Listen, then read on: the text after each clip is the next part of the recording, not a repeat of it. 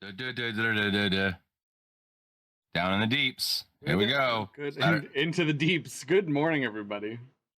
Welcome. Saturday morning. It's the weekend.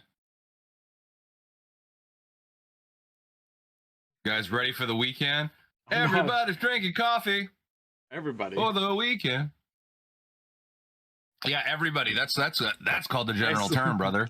Nice Jurassic Park mug. I love that.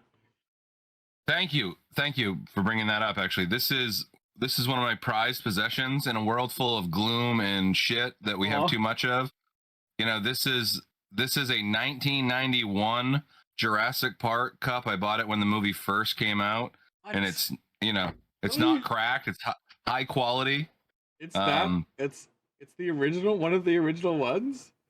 Yeah, it says the JP branding and everything. Yeah, this is when Jurassic Park came out, and yeah, it intimidates people too. I'll be like, oh yeah, you can use that mug. I'll be like, that's like my favorite one. I've had it 30 years, and then people like a lot of times they go, well, maybe I'll use this one over here. What's this one? Oh, that's one I just got from the weed dispensary. Yeah, nice. Yeah, use that one for free. No, for free. That was a free promo cup I got on 420. I got 2 of them, dude. Don't worry about it. Mm-hmm. We got a set. They're for Rise in Mind. Well, so I actually sold my first mug. I had the person who bought it sent me a picture of them with it. So my first mug from my shop I got sold. What was the design? It was the Safe Space design from last year. Oh. I did one for Pride. But I don't know if the guy bought it because it was a Pride thing. I think he bought it just because it's one of my better space paintings too. Oh, Safe Space. Oh, it's funny. It's punny. Yeah, exactly. I plan to do a sticker as well, like with that Safe Space. Dude, what's the space look like? What's the colors? I can actually post it to you in Discord. The colors actually are the main event. It came out so vibrant, apparently, because I don't know what the design's going to look like, because this is print to ship. Yeah. I got a birthday coming up. No, I'm thinking of making some Rise in Mind. What I can do is I can create a Rise in Mind design just for the mug, right? And then I can Rise in Mind design. I like that. Then I can make 2 samples for us, so we both have mugs for the show. Well, we're gonna work on some of that in a week, right? Or whenever we're doing the we can the artist stuff. That would be an awesome thing for us to do, is create the rest of the assets for the artist retreat. Yes, mugs. I think we Storm of Iron. Storm of Iron. Yeah, Storm of Iron's the one who bought it. Yep. Oh, there you go. He's the one who bought it. So I'm gonna send you this image. You can ask Storm of Iron now. Was it specifically bought for Pride Month, or is it just a funny pun? Like, what did you like about buying that? We're gonna do a market research with you real quick on this on the side quest. Little thing. Well, you say that now though. Watch. While we talk, I'm going to be editing stuff on the stream. I want everyone to watch the whole thing change. Like, the whole vibe is going to change just because the assets are different. Yeah. Not like right now. It's going to be as we discuss what we're discussing today. And it's also a form of rules and governance that I find, as someone with ADHD, it helps, even knowing that the segments and then the assets on the screen at the half-hour mark, because we just, full disclosure, it's a 2-hour podcast. We have 4 segments roughly, and every half hour. So when I look down, if we start at 10, I know I can look over and be like, 10:30. Oh, I should probably. And Space Viking will throw timers up too, and it helps. It helps keep us on track. And they're fun for us to make too, because I really like these assets in particular because they're so Dig Dug centric, and they're helping with some of my other creative projects. So that's my advice. Do things that help other projects too. So then you're not wasting your goddamn time. I sent you an image of the mug in Discord, CP, if you want to check that out in our personal chat. Okay. But yeah, I gotta scroll through the nudity. Yeah, you're gonna watch out for that. Watch out Oh for yeah, that that's pretty. nudity. Well, that's what I was wondering. If it's very vibrant and colorful, it in its safe space. That's good branding, man. Because like you take it's punny, but that gives in Yeah. rainbow. Well, It's very much like rainbow, yeah, and but not too Storm of rainbow. Iron. I don't know if you even knew this. I haven't even discussed this with Storm of Iron yet, but like the Pride, that was actually done for Pride Month last year. That painting design, and I don't know if you bought it because of that, but I also didn't say that on the website where the mug is being sold. I didn't say this was done for Pride Month. Yeah, keep it open ended so it could sell on all the different months. Exactly. And then it's fun. And then it's interesting too. When you do create something, sometimes it's a good example. It takes like a whole year, whether it was intended to sell for that month. You did sell one year later on that month. And you don't even know if it's the psychology of it all. Like, oh no, I don't know. I just bought it for, but this thing this could have been cooking up in the background for a year, guys. You and Storm of Iron could be part of this flow that was all coming to that cup. Yeah. Hey, Ryan. Hey, What's Ryan. Up? Ryan, how are you? SVP. What is SVP? Space Viking Productions. SVP is Space Viking Productions. I thought it was like Sisters with Voices, SWV or something. I was like, I'm thinking it's like a lady singing group. I'm gonna sneeze. There's the orange. All right, we got our orange up. Here we go. The rebrand is beginning. The rebrand's beginning, guys. It's happening. It's happening everywhere. I'm painting my whole house for the show, actually. Our border is going to change as well. You had a good final exam. Awesome, Ryan. So today mainly this is just the intro, so we don't have to start talking about it yet. But I want to talk. I went on a hike last night. Yeah. And it gave me all the content for this episode that I could ever hope for. Like, I realized so many things about the world and life, and like I mainly got this massive feeling of what the fuck. Like this big like that what the fuck moment. Like, why are we, this feels like my body, my brain, everything felt better just being in nature. And like, why am I sitting in a cold dark box? So that is if you're watching instead of listening, you can see on the screen there, that is what CP has done to his wall. And that's sort of the color scheme we're going with. Yeah, dude, the whole house is going rise in mind. Very, very productive hike. And that's so why the bed goes under that if it looks weird. It's a headboard, really. Yeah. Hey, that's a different type. That's the rise in mind OF side of things. that's when we're gonna have to. That's when we're gonna really start making that money, brother. Woo-hoo! Things are gonna get a little bit Storm of Iron, just like no, okay. but don't dream that it's over. Thank you, Ryan. So I want to ask you something, CP, and this is just as a jumping off point. We're not in breaking ground yet, but I do want to just ask you as a jumping off point. Do you think it's working? Like, do you think this whole society thing is it working out? Are we doing good? Is this what we should be doing? I know it's a huge open-ended question because I'm just trying to start the conversation. But like that was the big question I asked on my hike that was sort of answered. So I want to hear your take. Okay, so I'll go on a hike right now. Yes and no. So there's my big answer. Easy. Yes, that's where I can. No. Oh, yes and no. Yes and no. That's we can be scholarly about it. But I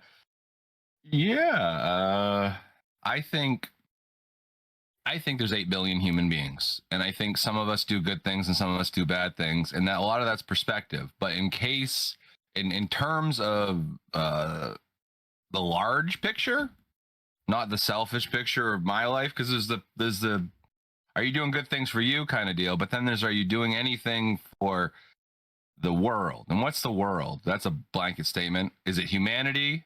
Is it nature? I mean, so if you're doing stuff for humanity, you might be doing stuff selfish, but it could be compromising nature. But then that's like a catch-22, because then it's like, well, it's not good because ultimately, it has a cost. Yeah. So unless you're doing stuff that is beneficial to you, the people, and not completely taxing the world, I the earth itself, I believe there's a certain give and take. We change, it changes, and we can not always, we don't have to be stuck in our ways to be like, this is the way that it's going to be done forever, and allow that it's gonna be different. But yeah, it's I try to go, at the end of the day, it's fair. And a lot of people don't believe that it's fair out there in the world, but yeah, because your perspective is so probably unfair, but there's someone who's probably doing a little bit better. So if you're, I always feel like if you're doing completely horrible, there's someone out there who's doing about the same on the positive level. But then there's some baseline people, and then there's some people who are up and down. It's a sliding scale. But I think it's for every person that's doing good in this way, there's someone doing bad in this way, and there's all an even. For someone, for my life and the way that I'm at it, there's an exact opposite end. So for me, I'm always like, why do I not have a lot of money and this and that, and why did I grow up poor, and why couldn't I have just been born not worrying about money, and it'd be so good for an artist. But then I'm like, well, all that fucking experience and the pain and the whatever I dealt with, and that was an experience in itself. And then I'm like, I'm a middle-aged man, I'm still kind of hanging out here. And it's like, well, maybe that's because your experience is to be that, and you're putting it up against something that's thrust upon you, or a perception of what people expect or what money expects. I think humanity has created a subdivided money world. I've talked about this before, and it's in violation with nature. And I think that's the real tension in our world today, and that's what we don't do right.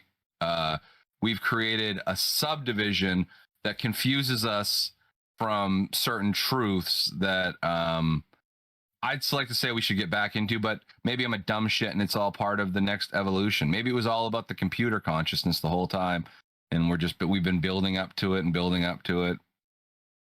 But yeah, that being said, my just overall answer is, I think, yeah, we're here, and I'm this poor guy to express the experience in my life so that other people who come after me can be like, oh, this dude did it too. You know, this dude did it too at this level. What?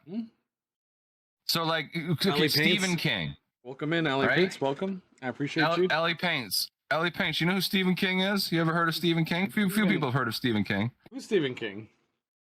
Well, Stephen King. Who is Stephen King? Stephen King is a Maine horror writer. He lives about an hour and 20 minutes from me. We hang out all the time. Yeah, me and Stephen King, you know, like tight now. No, but I love Stephen King's story because Stephen King was just a Maine guy who lived in this trailer, and he wrote beside his furnace room all the time when people weren't up. And yeah, there's, you know, he drank and he did his thing, and he pushed himself, like, because he had expectations like, how am I going to be a writer? I'm going to stay up all night and maybe do a little blow and fucking drink for days and write it.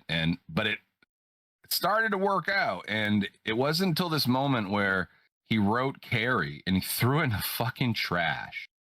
It was in the trash, and his wife, Tabitha King, came over and saw his work in the trash, and she read it. And it was more like, he thought it was trash, like it was a soap opera, it wasn't going to work, it was different than what he did.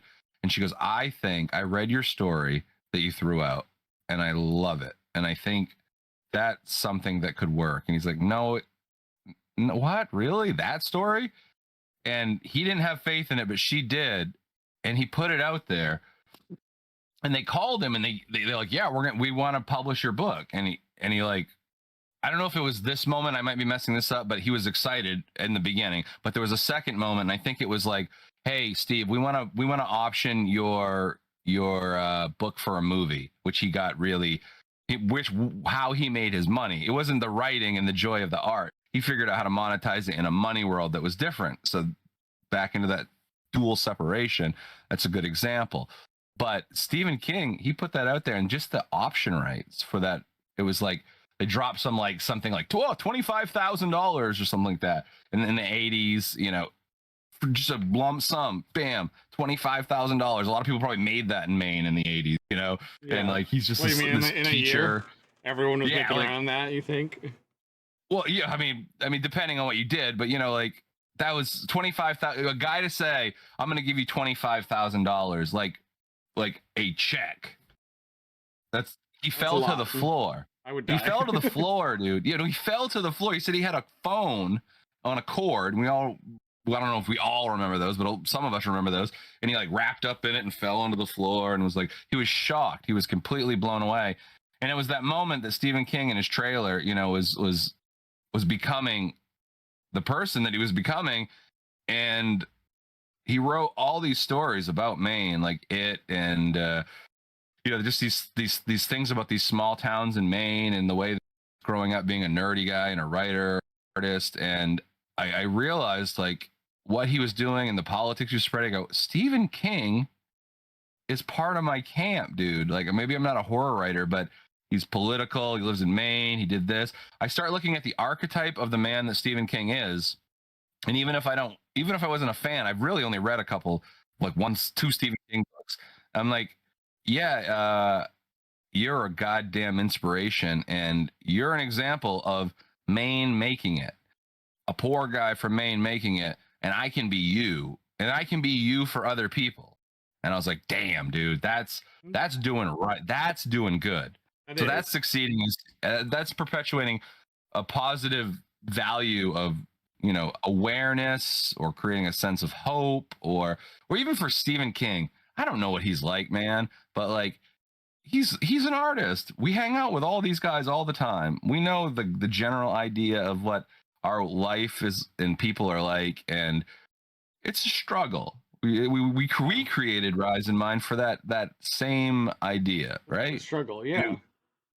To help people who are any people in general, but there's a lot of people specifically in our lives that are creative people. And how do you be a creative person when you're trying to make it a business and not compromise your integrity and not do what you think everybody wants of you? How do you do that? And it's like, it's soul separating.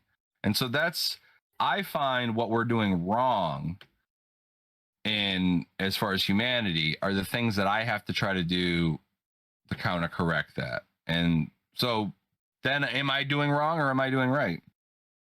I guess that's your comment on society, is that you feel like as long as you're trying to make things better for your immediate surroundings, like your local tribe, then society will work.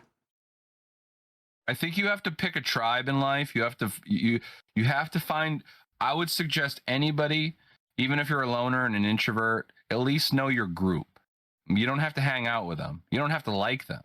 But go look at yourself in the mirror and go, dude, all right, what are you? Like, I'm this, I'm that. I'm a middle-aged man in a unicorn hat in an arcade. It's all that, right? What? I'm a Mainer. I'm a creative. I'm a dreamer, right? That's what I realized. I go, you're a dreamer. I go, your dad's a dreamer. Why is he a dreamer? Like, why are people dreamers? And then I'm like, well, people want more. People want more. And then they do. I mean, and then just to wrap up. Oh, sorry. No, go ahead. Just to wrap up the Stephen King aspect of it, one song that was featured in the 1990s TV miniseries, The Stand, I went and I watched for the first time during the pandemic. Oh yeah, that's what CP's doing during the pandemic. I'm gonna watch The Stand over and over during the pandemic. That's the movie to watch during the pandemic. Watch The Stand over and over. Watch both versions. Get into The Stand. It's about a global pandemic that kills everybody, and then the two ideologies separated, and one's God, one's the devil. It's perfect. Ali Payne's touched on something really interesting that also fits. Hey, 32 fucking French. What you were just saying. Ali Payne's, that's true. Like, and it's not just women though. I mean, I do see that, like, it's a lot of the time it's your wife that becomes your support system, and it's so important to have friends, family, anyone to support your dreams. And when you have a wife who supports your dreams, holy shit, does that like really just drive like as a driving force? It's huge. That's incredible.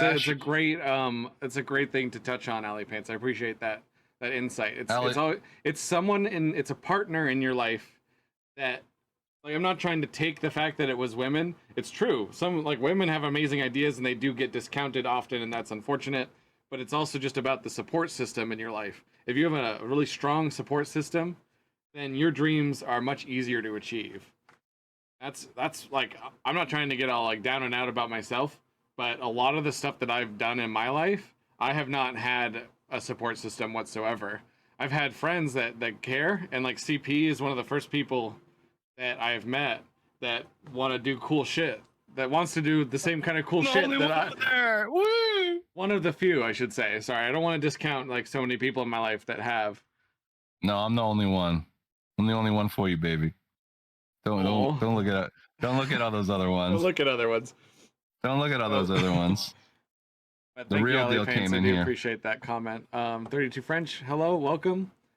Yeah, 32's here. 32's never been here, I don't think. This is he's part of if you like me, here at the Rise and Mind podcast, check out the Dreamers Arcade channel. Follow today so that you can see Thursday's Pizza Cat Chat podcast with the wonderful 32 French. Super fucking hot dude, like really talented. And then my real pretty wife comes in and like, so yeah, pretty, like, guys. I'm just gonna sell like everybody's pretty, so pretty.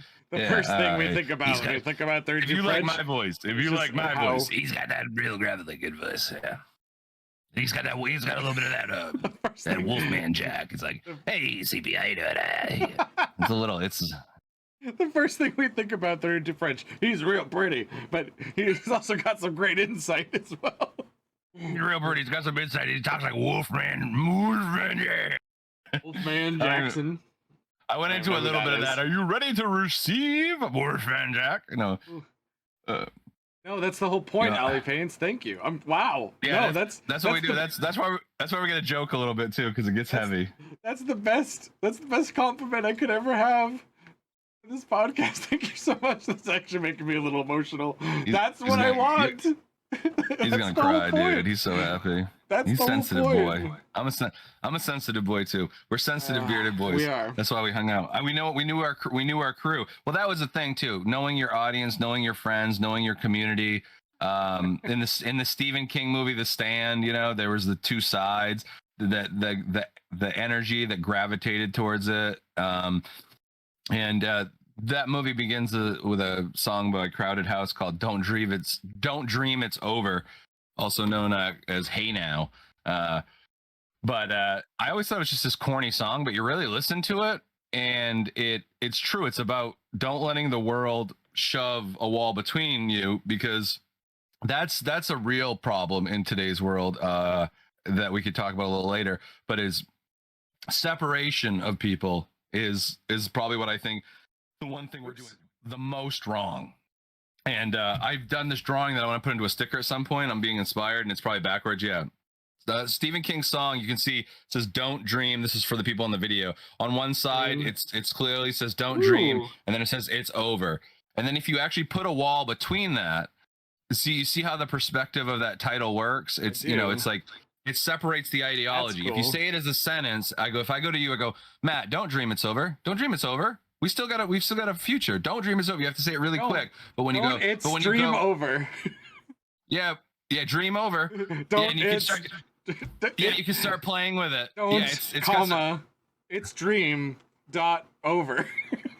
It's over, dream. Don't. Yeah, you can really start messing with the ideology. But if you put a wall between "Don't Dream It's Over," that's actually what happens visually. Yes. I came up with it because I've been trying to explain how the ideology works, and I'm like, well, let's just draw it, and I'll make a sticker, and I'll just get it out to people so I can get that in people's heads. Words are weapons. Words can separate people. And in this case, words are power. And to say "don't dream," like when I was a kid, that's my ideology. I'm a child hearing "Don't dream it's over" because it goes "Don't dream," and I think it pauses. The The way he says Yeah. it is just so like melancholy. There's so much melancholy in his voice. Like it's just the way it is. Like I'm sorry, but just don't even bother. Yeah, first wave, man. First Yeah. wave, new waves. First wave stuff was so emotional. Yeah. Yeah, and Crowded House, like So it comes off as a little cheesy, and it took me a while to get into like new wave, like first wave music and stuff. But yeah, it's if you like emotional, powerful stuff, go for it. Crowded House, Don't Dream It's Over. Great song. It's the theme song for the Dreamers Arcade. I listen to it every day, and I come up with different things, kind of like you did on your walk. I like to yeah, ruminate and go over things that's and come up with extra that is the solutions. main. That was like, so we're gonna break ground. So that's perfect. Perfect intro. Thank you so much. Look at this guy. He's getting all the stuff changed up. That's Look, nice. my phone. How did you change my phone? How did I do that? How did my phone get orange? Look, we had to brand This your was black phone when we started. Sorry, it had to happen. Everything's getting branded in here. The arcade shut off though. You like, gotta fix are you that. shutting that down? No, that's not me. You know, like, is it gonna come on with like underground stuff? Dig Dug gonna come on all of these? Like all of a sudden, let's do it. Oops, all of Hit oops, control all alt Dreamer. oops, all Dig Dug. Emphasis and punctuation are everything. Yeah, and I didn't understand art, like text as art, because text and writing and text as art are two different things. And I'm not going to get in this conversation because I've been working on this the understanding of that for years. And I'm like, how the fuck? Why? What is that? Because What it's even just is that? take what graffiti is or street art. Take the way that's sometimes put together. Yeah. It takes on a physical characteristic in a physical space, but then occupying a physical space means something, and text as art is just Brutal. We're gonna break ground here. break breaker ground breaker ground breaker ground. That was the segment song I created for you. This Doing all this stuff. I don't even know what I'm doing. splash page is gonna be up for a little while because I do have to change the colors of the breaking ground symbol Oh here. my god. But Oh, that's Alley fun. Paints. Alley Paints has come up with this awesome little thing that well, not come up with. Sorry.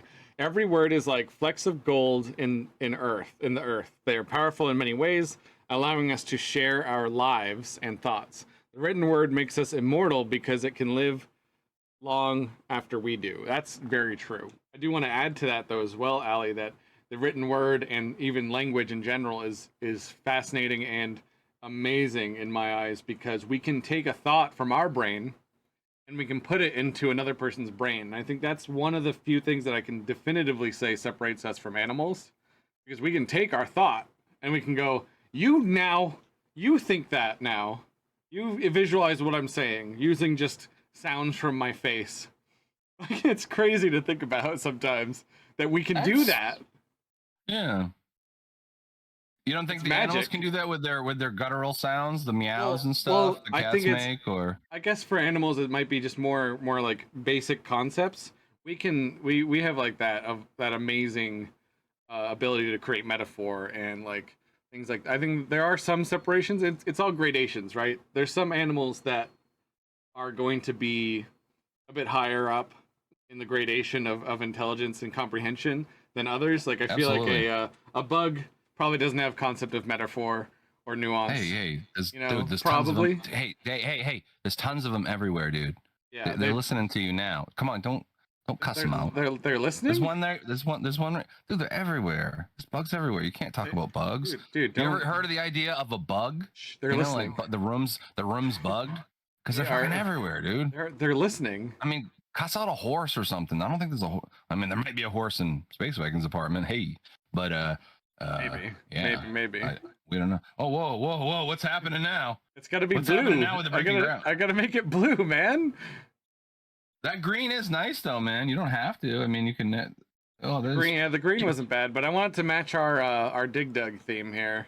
Oh, dude, a little green, a little slight green fade on the top with the grass. Ooh, with the grass. I don't think I can do that We might have to do that in post. Yeah, we'll do that. We'll just Oh, use that's this for beautiful. now. Oh, dude, that blue right there with the purple, that's beautiful. Yeah, this is fine right now. Yellow.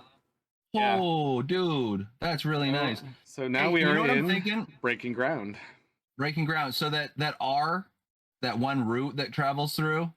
Yes. See, this comes off the R. Yeah, we should define a little that running in just a little bit. You know what I'm saying? We can workshop it at the retreat for sure. Yeah, dude, that's beautiful. That's a hell of a collaboration.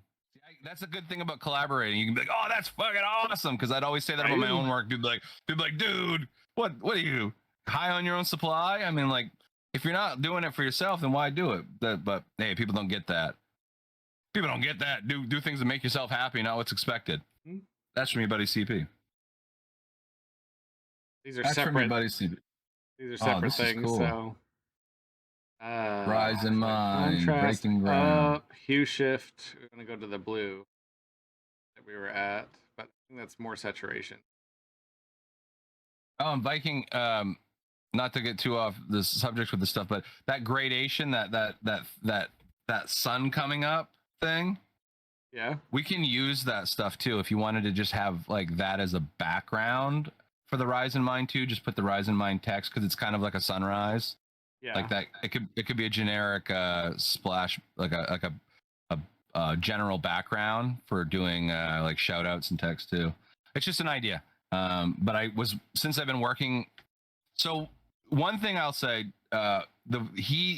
Space Vikings working on this type of stuff, and I love it with this particular podcast because there's Dig Dug was one of my favorite games, and it's for a lot of reason, and it will come into a lot of my writing. So as I'm doing this work with Viking, it's always inspiring my personal work. So we have a collaboration that he can come up with different ideas and I can come up with different ideas, but then ultimately I'm coming up with this one idea for this one path. But then as we work on this, since it's before all of that, he's like, you're working for free for me, buddy. Hey, and so am I. But it gets us something. So when we're not making tons of bank, you have to, at the end of the day, separate the church and state. No, you have to separate the I wanted to say that so bad for some reason because they tried to do it, but anyway, they want to separate the money, the business, the values, the true values. You should never truly value money. I wouldn't say. I mean, it's useful. Money shouldn't be the reason you do anything. Yeah, I wouldn't say it should be like your top value. If it's a value to you because it increases your ability to do certain things, or if you want to be, help the needy, then yeah, money is something that will be a value for that larger value, but it's only secondary. It's only a middleman because that's what banks are, right? You go to a bank, they're like, hey, smart person with an idea. Oh yeah, you don't have the capital to do this thing that will do this thing. We're just the guy. And it's like, well, where the fuck do you sit in my equation? You just sitting on the money. You don't have any ideas. You don't actually own the money. All right. What the fuck are you doing to me, buddy? I'm done. I'm done fiddling. I'm not ready to get into it. Okay. Breaking ground. So we've dug down into the catacombs, and Matt's ready to get into it. Let's go. Yes. Channel 32 is kicking ass. Let's we got a couple chat. I do like this. So Allie Payne says, I think animals have a bit of a simpler communication process. Like, there's food over here, or hey, this is my space, which is still conveying a concept, which is pretty amazing. And then I keep writing and painting and making things while I was in grad school. I made time for it because it was important. Yes, we always need that. And I remember making a little magazine rack from Amazon box at 2 a.m. Yes, I've been there. Like, I must create. It doesn't matter what time of day it is. 32 French. Says, I have a hard time with collaboration with other musicians because he's a selfish asshole. I'm trying to be less selfish. Oh, see? Oh, who knew? They know each other. I love that the other day when 32, we were talking about The Little Mermaid, and it was one thing with New. Yeah, man. I do kind of hate this, though. Everything you show me, I do kind of hate. I'm starting to think, Maybe. Wait. You had an epiphany there the other day. Maybe I'm an asshole. Maybe I'm the ass. Maybe I'm is not. Maybe I'm not oppressed. Maybe I'm the asshole. Yeah. But what did he say in chat? No. But I still get relatively annoyed during the process. Yeah. Oh yeah. And it's tough because we're inherently doing 32. We're inherently doing something that like we want to be expressive and we want to connect with people, but we don't actually want to connect with people. We don't want to be like, hey, my name's 32 French. How are you? We want to you want to go out there and you want to create music and then be like, wow, that's awesome. Like connect non-verbally, because that's what a lot of us would prefer, because we don't know how to connect. We don't know how to have the conversation that's going to work for us. And then it gets frustrating after a while. So it's like, all right, I'll just do most of the stuff by myself. Or me, I feel I'm a guy who always is like, I have to do everything by myself. It's a one-man army. So that's an ideology that I put onto myself, and then it creates resentment. So like this loneliness and this working alone, it's positive and negative to where it can mess you up. And then it's good to have these realizations where it's like, how is this going to work for me? Like, how do I want to work with people? How do I want to connect with people? And how am I going to, and what am I going to have to deal with that I don't normally like in the process of all that, right? Oh, he's playing with his cat. He didn't listen to a fucking word there. But that's for you, 32. I'm listening. I'm listening. So we're gonna break ground. We're gonna break ground still. If the chat pops off, we can't. We might as well entertain it too. Look, we're going to talk about what the chat says, of course, because this is about collaboration with community as well. But I do want to like, what inspires you the most about nature? Like when you're out in it, like how does it make you feel when you're out in nature with like trees and birds and you're just immersed, like no headphones, you listen and you immerse yourself in it. Like what does that do for you? So it makes me ultimately become small. You feel small, or you become small? Yeah, because humans are proportionate, and big CP, around another human, I'm bit, it's not that intimidating. Now, if you put me in a giant crowd, then it's like, oh yeah, there's a lot going on. Things seem big, things seem full. But when you go out in nature and you're alone or in the woods or whatever, it's you and something much bigger.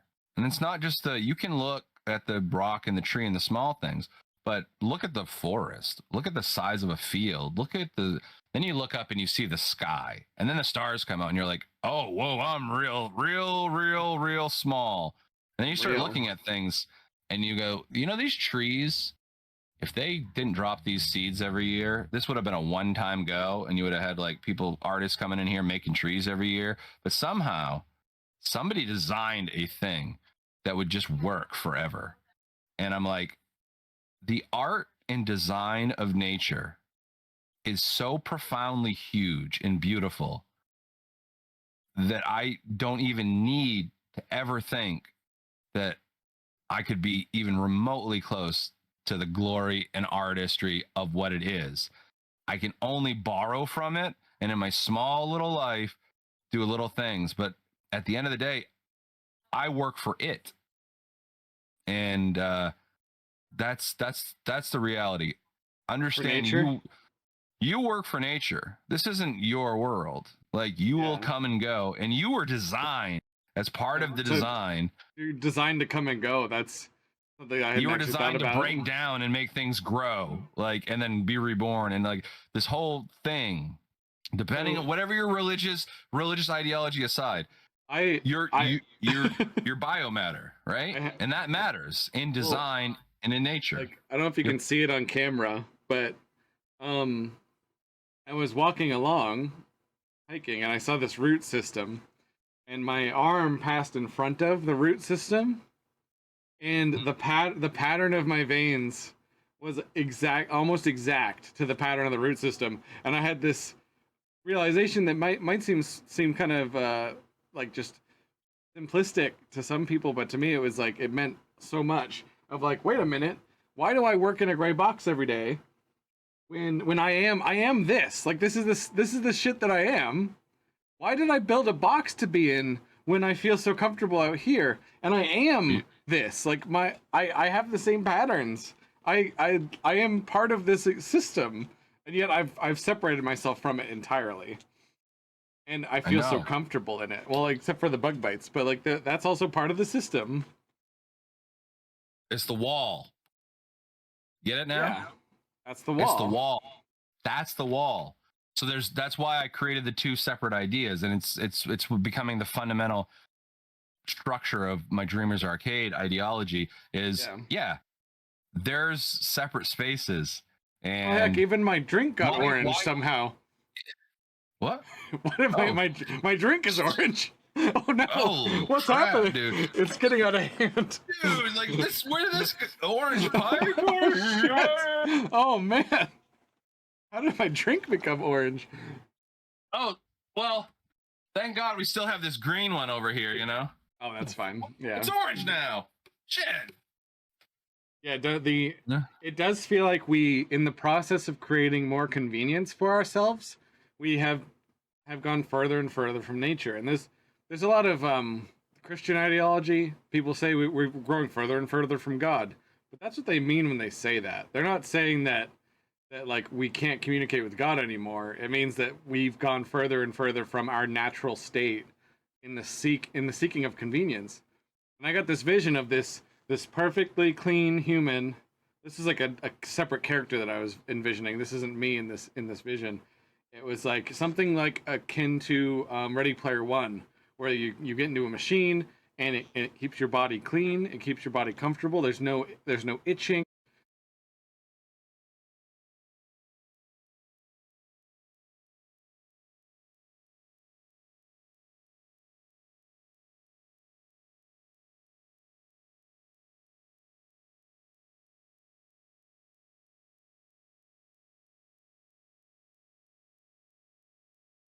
Be wanting, and you won't know what it is. And this character basically, I wrote a whole novel on this hike when it comes to like this character of this guy who's like, no matter how comfortable I am, no matter how much all my needs are met, there's still a greater connection that I'm missing. And the in my mind, the camera zoomed out, and it was just as far as the horizon, just buildings and technology and stuff. And I'm like, that's I used to fantasize about futuristic cities, and now I'm fantasizing about solar punk cities where there's trees everywhere still. Even though there's tall buildings and there's technology, there's still trees because there's something about that our brains and our souls just need. Yeah. Yeah, we need biofusion is ultimately, I think that's the future that we're starting to understand.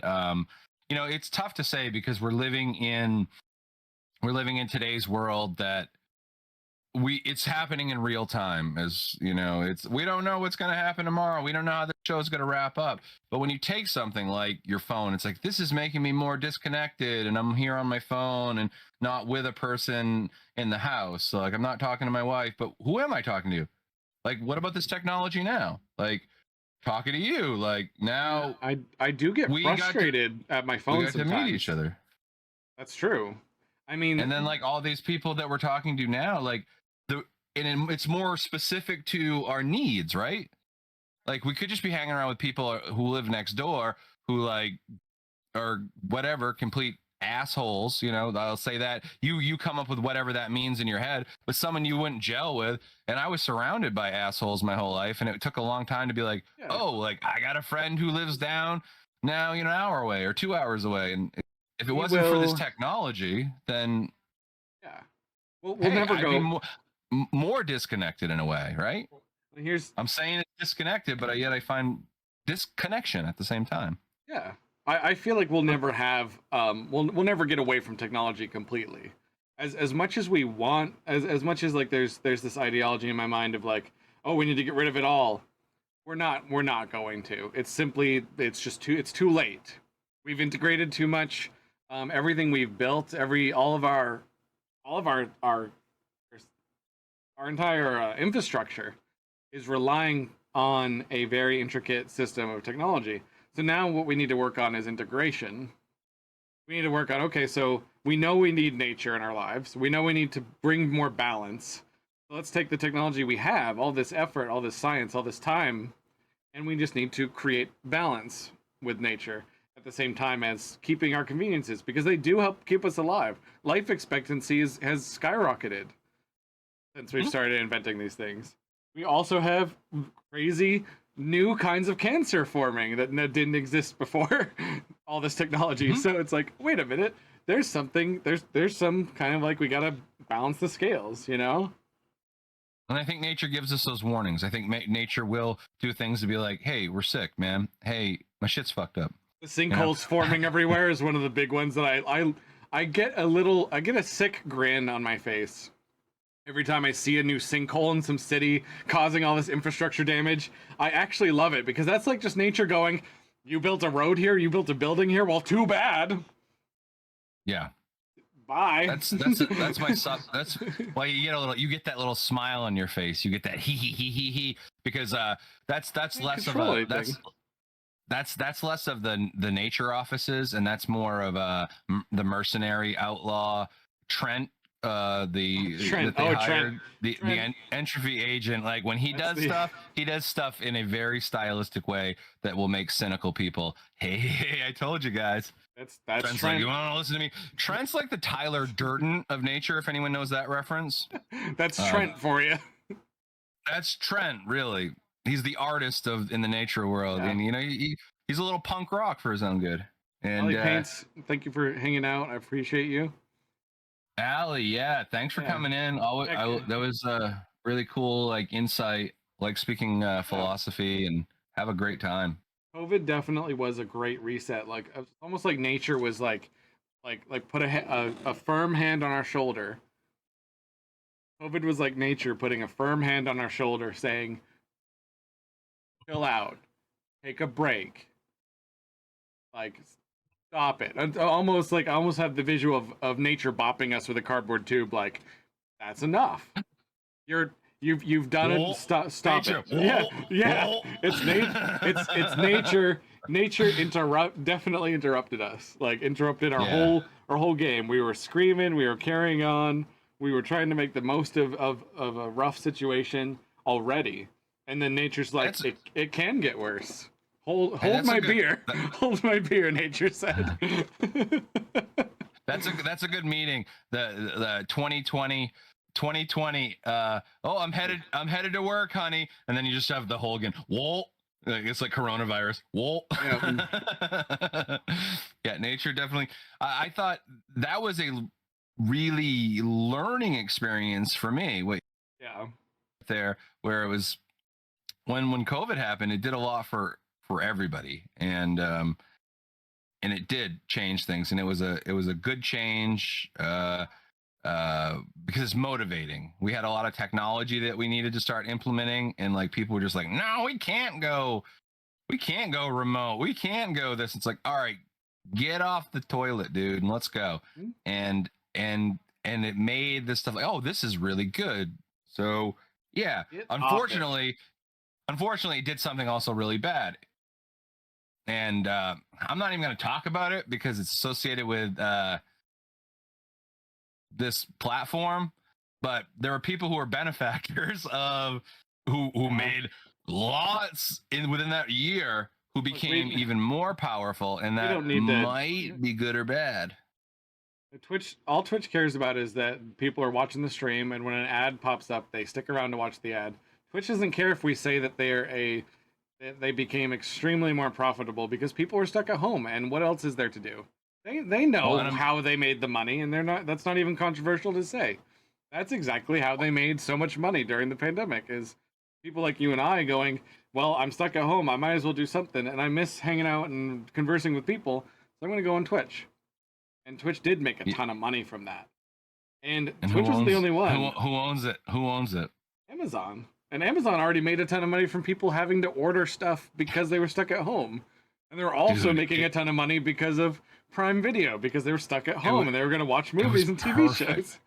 It was the perfect time, and it's unreal, and it's supposed to be, right?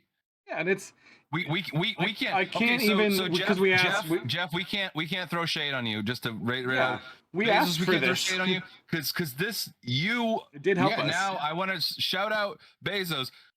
What are you going to do? What is the value of your life, and what are you ultimately going to do with all that though? Because you were given this gift, right?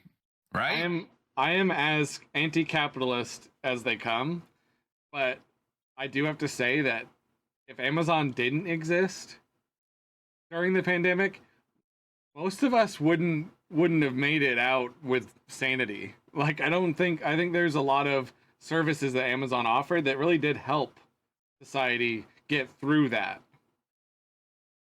Yeah, but 32 it is gross 32, but yeah, that is gross. But they were going to anyway. We made it happen. We could have been like, hey, we're all stuck inside and we're making this the mega corporation, the megaist corporation. Do we think this is a good idea? Maybe we don't order like stuff and get Prime movies. Maybe we don't sit around and watch movies. Maybe we go out in nature and do like a garden project and we don't contribute to this system. But no, we all bought into it and we're like, let's rent movies and let's buy stuff off Amazon because we accepted that. So we can't even criticize it anymore. Like if we did it, we did it. And then we said, this is what we want. Yeah, there's a lot of voting with your wallet. I actually have shifted my view of the whole voting with your wallet thing. Yep. If you talk about it, I'll talk about it. Yeah, if you attribute everything to voting with your wallet, then that means that poor people don't get a vote. And that sucks. What are you talking about? I need more explain. If we vote for the society that we want with our wallets, that means that only the rich get to have the most votes in what happens in our society. And I do vote with my wallet. I just don't have that much money to spend, so I can't vote with my wallet when it comes to like a really awesome product coming out. I can't become an investor. I can only go purchase the product, and that's a tiny vote. That's like, yes, I want more of this. But if you have a ton of money, you can invest. I can go, that company, I want more of that. Here's $100,000. You know, like I can literally vote with my wallet, but I can't do that. I'm not capable of doing that. Yeah, it gives you the denial of capital and stuff is such a ball ache. That's the best way to explain it. But with COVID sort of being a huge reset, it was a nature. Sorry, I don't want to go ahead and I don't want to change subjects. Say that.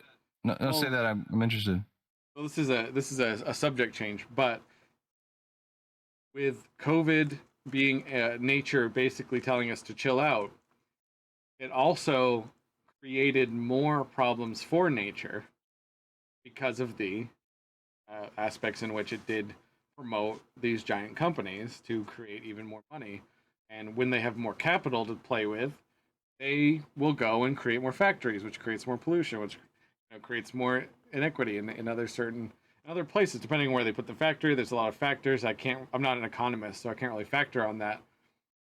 Can't really comment on that confidently, but I can say that there was an obvious sort of shift in like nature got a breath of fresh air, and it also got like more wounds from it. Yeah, it's like I said, the balance, right?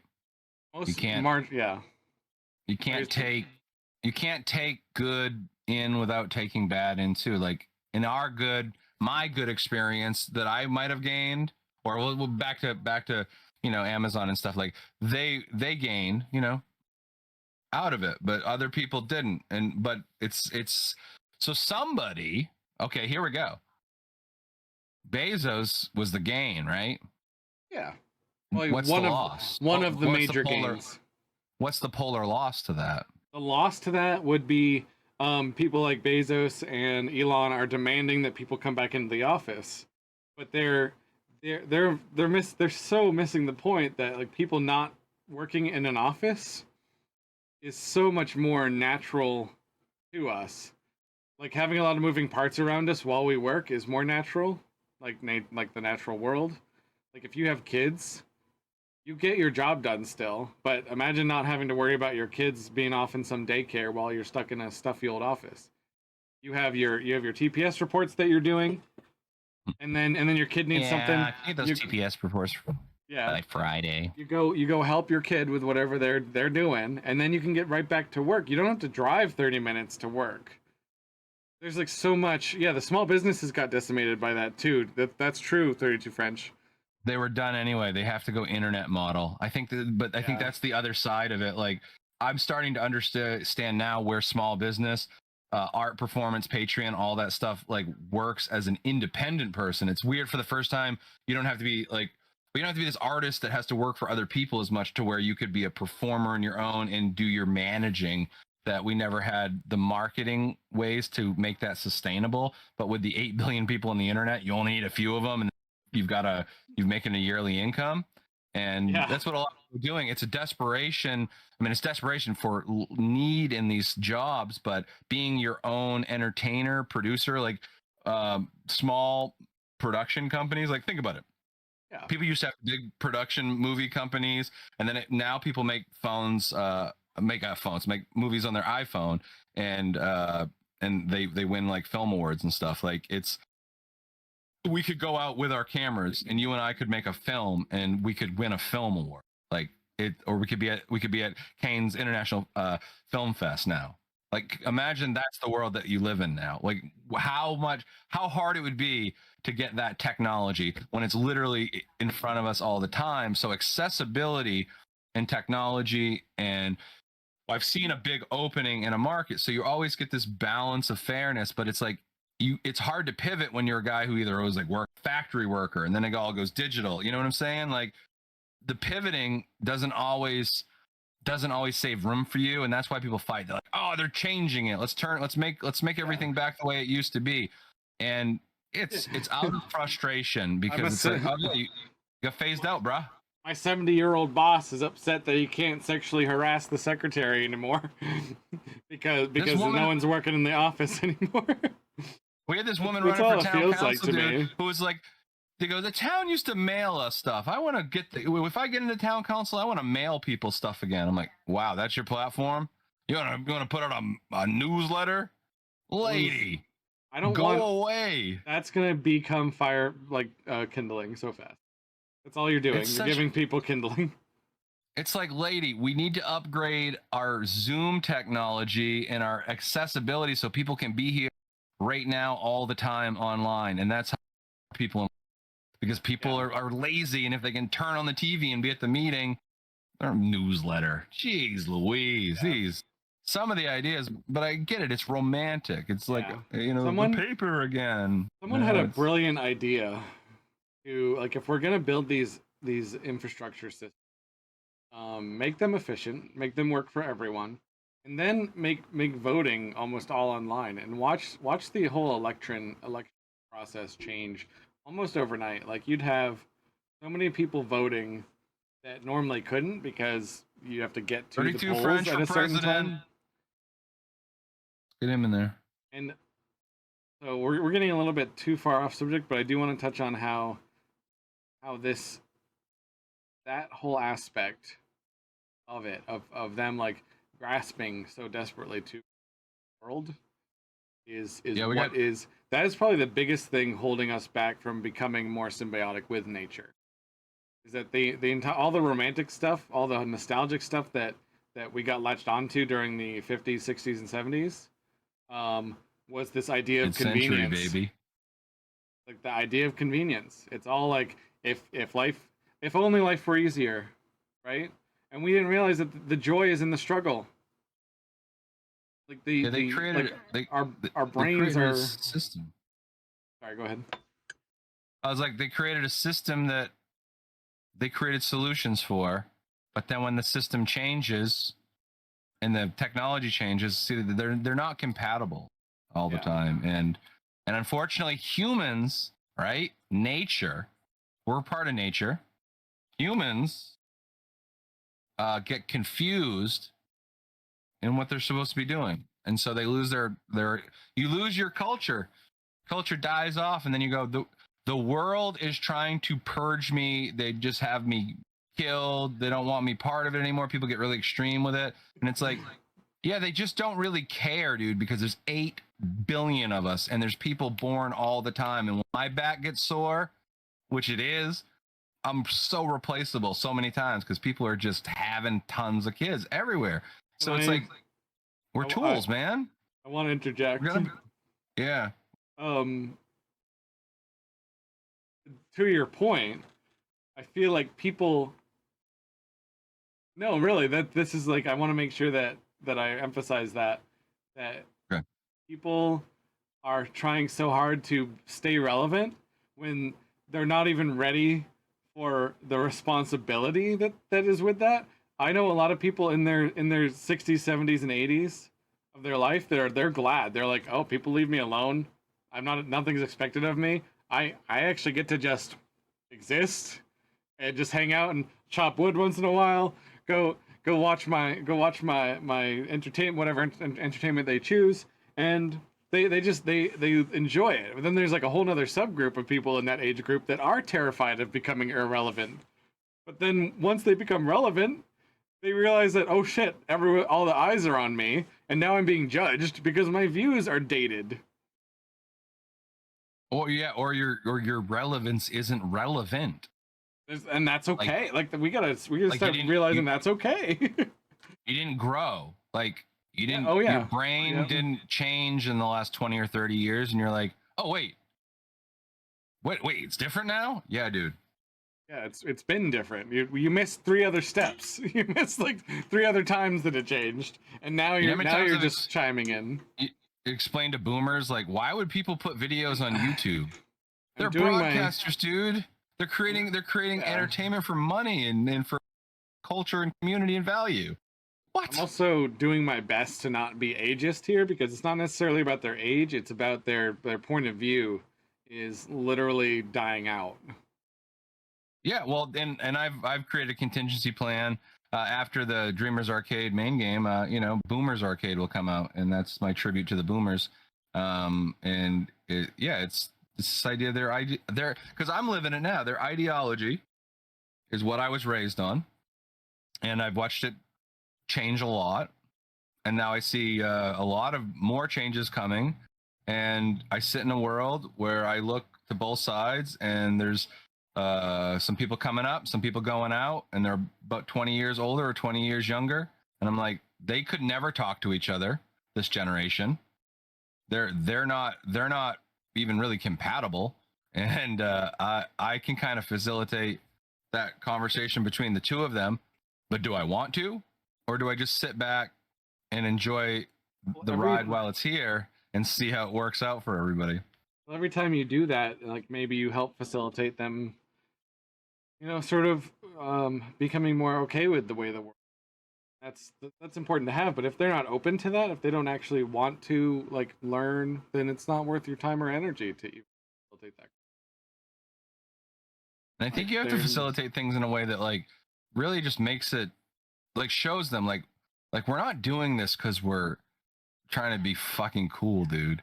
We've been doing this because like I can deposit my check on my phone now, and my dad will see me do this stuff and like be like, whoa, that's crazy. It's like, yeah, I don't have to get in the car and drive down the road and like, yeah.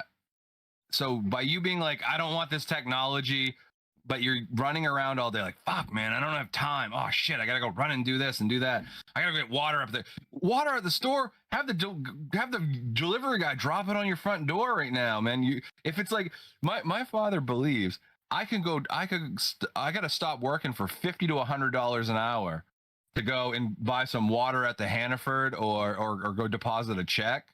Come on. Like ship that shit to your house, stay that extra hour, and then you paid for all the stuff, and then you didn't leave, and then you didn't lose the extra hour, and then you didn't lose the extra, you know what I'm saying? Like understand the value of your time and the value of technology. Yeah. And I think that's a lot of like where people say 70 years old and stuff. Some of them have embraced it to a higher degree. Some of them are more computer science type people, but working class guys and stuff like that. And they didn't give a shit. They didn't care about any of this stuff. And I want now to it's touch like, grass. Huh? That's why I want to touch grass. Yeah. Touch grass. Like I want to get I want to understand how the technology can help me become a better human being, and It does. It has all the world's save time. information. Save time. That's you touched on something very important there. That a lot of them will inconvenience themselves because they either dislike or refuse to learn, or don't want to live with the technology. There's a lot of different factors to that, and I don't want to speak for people, but when it comes to the, hold on, I'm gonna organize my thoughts. The filing cabinet fell over. Oh, okay. They're they're living in a world that is constantly changing, just like you said, and to a degree they want to bring some simplicity back, but in the process of clinging to their simplicity, they're not evolving in a way that makes it so the technology works for them. They're always fighting it, so it feels like even more complication when the technology was invented to create convenience, to create more time in their day. Yeah, Yeah. it's dumb. It's just some people are dumb, right? Well, there you go. Dumb's dumb. They just don't want to. They don't want to be. They don't want to understand truth, so they're dumb. I don't want. I don't want any, like, when this podcast eventually gets out onto like audio, the audio format on different platforms. I do want you to elaborate on that, because dumb is such a blanket term for someone who's making choices that does not benefit their level of existence. Like, it's not necessarily that they are stupid people, it's that they are making choices based on information that is false half the time. And they're also making choices that don't it just doesn't benefit them. Like, they're making the choice to do the dumb thing.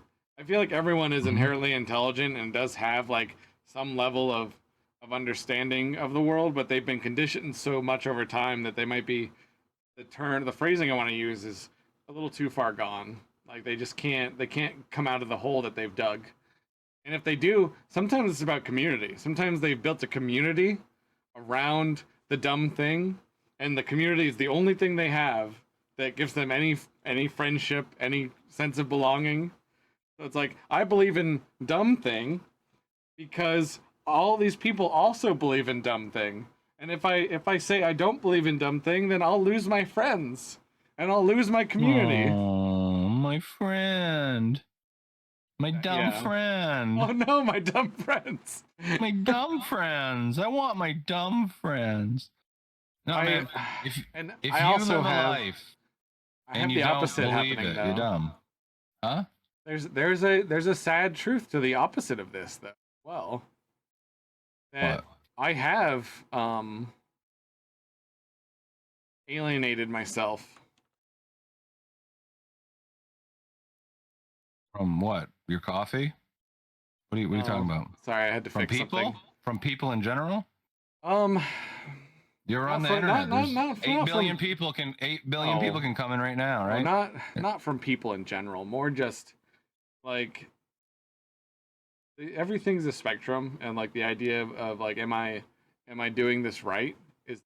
Am I doing this society thing right? Like, that's what came up on my hike, for instance. Am I doing this whole society thing right? For that, dude. And I'm like, sometimes I wish that I wasn't always thinking about things, and like, does always thinking make me? It doesn't make me any better than any other person, right? It doesn't, like, whether or not I view myself as intelligent is completely different from the aspect of, am I making society better? Like, I don't care if I'm intelligent or not. I just want my choices to be making society better. That's good. That's good that you set your expectations realistically. Yeah, it's more just about, like, I could think that I'm intelligent till the end of time, but maybe I'm not, and that's fine too. I like that 32 dulled. Yeah, maybe sometimes as you've been in the trenches so long that you just can't fight anymore. It's an energy thing too. Like, I don't know if like, I don't want to call him dumb, mostly because it's such a negative term. No, I think it's dumb. I don't attribute it to information anymore, because like, you'd think like someone who's smart knows lots of information. Well, that's everybody now, because I can go, hey, look, I have a bunch of fucking information right there. Yep. I have a computer. Like, it's like, you don't really need to have information. What you need to have is a clear understanding of what the fuck you're doing. And when you don't, that's when I think you're dumb. When you're like, I do this thing, right? And and then this, but it works for this person, it doesn't work for this, and I don't get it, and I'm just upset all the time. Well, you seem kind of dumb, right? Because like you've lived this long and you see that there are different sides of things, but how haven't you made choices in what you value to be part of something? That's what you didn't do, dummy. That's true. That's very true. 32 French. Like, I don't want to come off as condescending to others, or I don't want to be what the, I don't even know what the word is. I just can't. I can't. You're so worried about how they're gonna think of me. They love you, dude. It's not about how they think of me. It's about how they think I think of me, which they never get to know. So fuck them. Not for real. No one gets to know. We not yet anyway. So breaking technology. We're talking about technology and things that have been changed. You know, the FDA I think approved chipping, scientific chips in people's heads. Musk and those guys are partying with some stuff. But it's like, you know, I'm sure like there are people who saw that headline. They're like, they're gonna sentient Ingvar Sentinel robots and put us into war, and they're gonna take over for fuel. The people create all kinds of stories, right? That's a story. Let us go into we create stories all day. And I think that's what we do. We create stories, but you and I should write more stories, and that's why we're in our heads more. I think with us, our non-dumbness is like we think all the time, so we should probably do all the time. Put these stories out of our head and into things and see what they really are and what they become in real time. So the technology changing here is keeping people like really on edge, you know, like, oh, they're going to do this, do that. But then I would be willing to take that reality when I can upload all the information of the computer in my head. I can have every language at my disposal and speak with everybody in the world. And this back pain that I have, like I can get into my they can get into the nerves, and they can actually take people who have back problems and shut that part of the brain off so it doesn't hurt anymore. Then they can turn on parts of the brain and then put a thing in your spine, and then it will be like a computer and you can walk again if you were paralyzed. It's crazy to me. So like it's crazy. We have to do it. Alzheimer's patients, like everybody, we have to do. People go, it's gonna take the rich like altered carbon, and they'll be like they'll save themselves in hard drives, and the poor people, you know, like, yeah, we can make it a political, social issue, and writers definitely do all the time. But everybody's a goddamn writer, and then the internet, and they're telling a story, and it's like, yeah, I know that's a story, dude. Like it might happen. So team up with your people if you're concerned, and hang out for the day that it does for you. But it could be just a bunch of bullshit too. You know, it's like, you don't know that for sure, but what's the cost? What was the cost of Bezos becoming rich? It was the death of tons of people, and that's the cost of usually why people become insanely rich, wars and pandemics and things like that. So there is always the fair flow, and that's not fair, is it? That many people had to die for that guy to be rich. Well, I hope he does something. I hope he understands that and realize what he gained and does something in life. But it doesn't matter to me because that's his own morality and shit. And so that's why I don't really have a big opinion of him. He's going to do what he's going to do, and the world's going to be figuring it out on the side of it. So like whether I like the guy or not, people are like, I like this guy. I want to talk about this guy. I want to talk about this guy forever. Dude, I haven't even heard a lot of these people speak their voice. I don't even know what some of these guys look like. I don't care. They're just nobody. Like we put so much energy in the communities that don't impact us. Like we're talking about, there's someone that has a, you know, it's not a Make America Great sign, it's a Take America Back. And I'm not saying anything against anyone politically and stuff like that, but we have a situation where we had a quarry coming into our neighborhood, and you know, our neighborhood aligned like the good old days, like the consensus time, the Take America Back days, where we were a community. We got to know each other. We formed things. We stopped a quarry from coming in for now, and we might actually have a small business, dude. We went from Dig Dug to Dog.com because we're getting a steel welding thing in there. That's fine, dude. I'm not trying to disenfranchise the guy, but we had to come together and we had to sort things out. And if we didn't and pissed and moaned about it, there'd be a quarry up on the hill right now tearing stuff up. But I got together with my community. But at that same time being said, that person with a Take America Back sign again isn't doing very well with their ideology, because I never talked to that person. I never worked with that person. I saved their community, their little small thing. I worked for them because we're all together, whether we believe in this guy or that guy. But that's the problem. Do you see what I'm saying? True. The problem is, if you want to make America small and community-based again, you got to fucking work with your community. You can't just put a sign that's passive-aggressive. Please take your shoes off at the door, the management. Get fucked. There we go. So, but that's what I'm saying. People are not they're telling stories. We all tell stories to ourselves, but a lot of people don't live in their stories anymore. They live in what Donald Trump's story is, or they live in what Joe Biden's story is. I don't give a fuck about these old men. I'm cool as shit. I wouldn't hang out with Donald Trump. Doesn't even drink or smoke. He's a loser. No, I'm just being funny. But you know what I'm saying? Like, this is not my thing. I hang out with you, some ADHD young bearded guy, like, who wants to talk about weird shit and like come up with answers, because I'm not an echo chamber guy who's just like, brr, brr, this is my team, Patriots, let's go, my team beats your team. No, my team will beat your team next year. It's ebb and flow, dude. There's no consistency, dude. It's just gonna go woo. CP, I don't even know. I don't even know what to say anymore, CP. CP, I don't even know what to say anymore, because everything you touched on is exactly what we're talking about today. Is that on my hike, I realized that all this fucking shit is stupid. When you go out in nature, you do. I was like, why am I doing any of this? Like, I played a ton of Legend of Zelda this past week, right? And I'm realizing that all the shit that I find awesome in the game is what you can find awesome in real life, except all the game does is remove all the inconvenience from it. It removes the sweat, it removes the bugs, it removes all this shit, right? And that's all anybody ever wants. And the more you seek removing inconveniences from your life, the more you turn into Jeff Bezos, the more you turn into Elon Musk, the more you value money over people, because I could have more convenience than these other people. I could have more convenience than anyone. I could be above nature. I could win against nature, and then you die. I often say that I'm very hopeful for the end of the world. I am an optimistic nihilist. Yeah, me too. I'm very hopeful for the end of the world. I hope that the world as we know it. Sorry, I don't want humans to die. I don't want everybody to die. I just want us to like, we're up here right now. Like, I'm gonna use my camera as a scale. We're up here right now. We need to bring it like back to here. Like, we don't need to fight nature so much. Like, we can have our technology and we can eat it too. Have our cake and eat it too.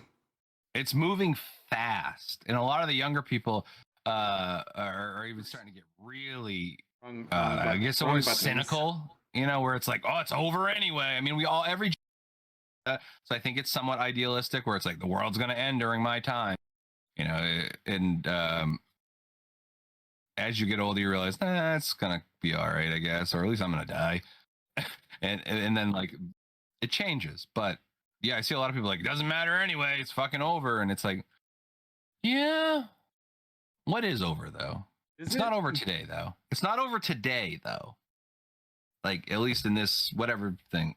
Oh, that looks really cool, dude. That neon purple, dude. We're in the deep dive. So this is my deep dive question then. Yeah, let's shift gears. I'm gonna pose it as a question. It is kind of shifting gears. So we've talked a lot about the problem, and I know you're getting very passionate about it, and I want to bring your energy level to a more. Oh, dude, it's gonna ramp up. I just want you to. Oh, we can take a break. I can smoke a little weed. I probably should do that. Get some more coffee.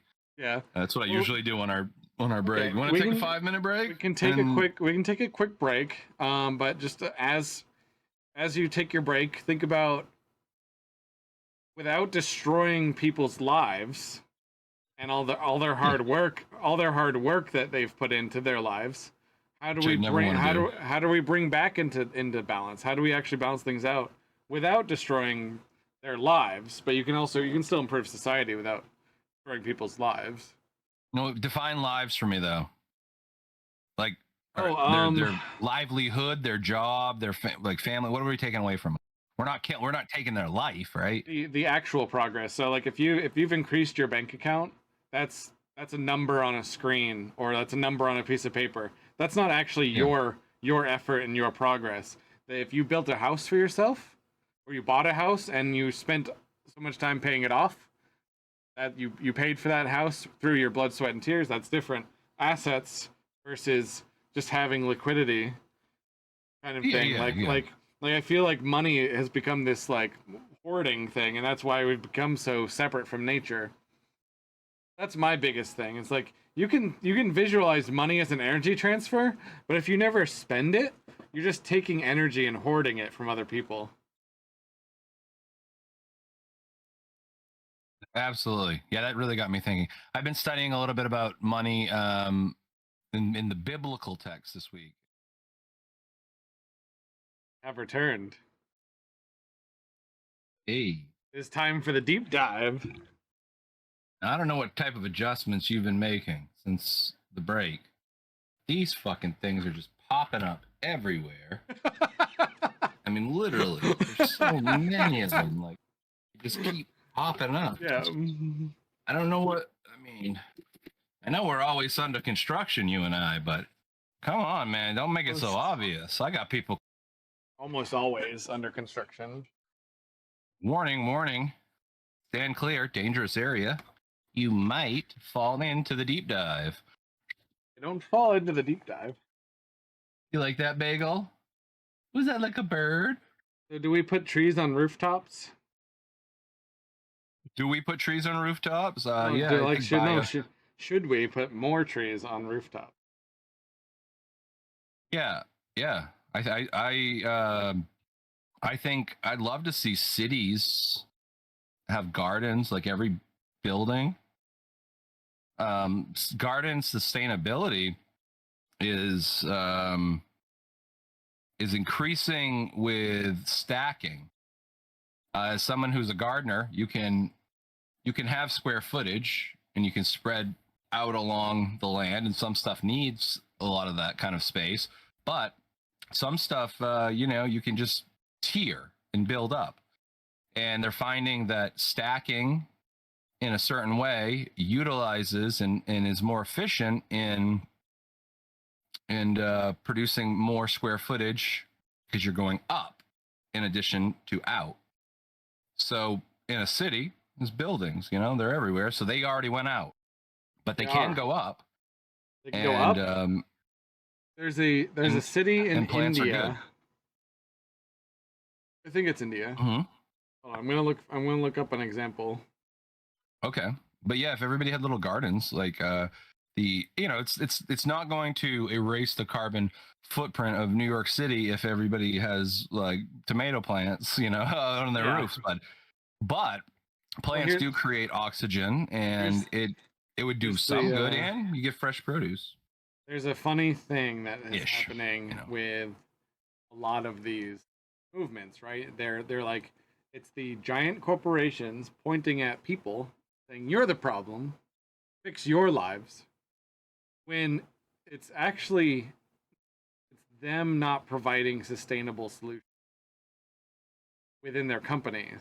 Like the biggest polluters and the biggest contributors to the earth not being healthy are the giant corporations that they refuse to adjust their functioning. Like Amazon is a global economy. Like they are a global company. They could easily build a large Amazon factory in Africa, Hmm. in the Sahara on the, Desert, on the moon. they could fund it with the amount of power that they would produce from the solar panels. Hold on, I'm getting extreme.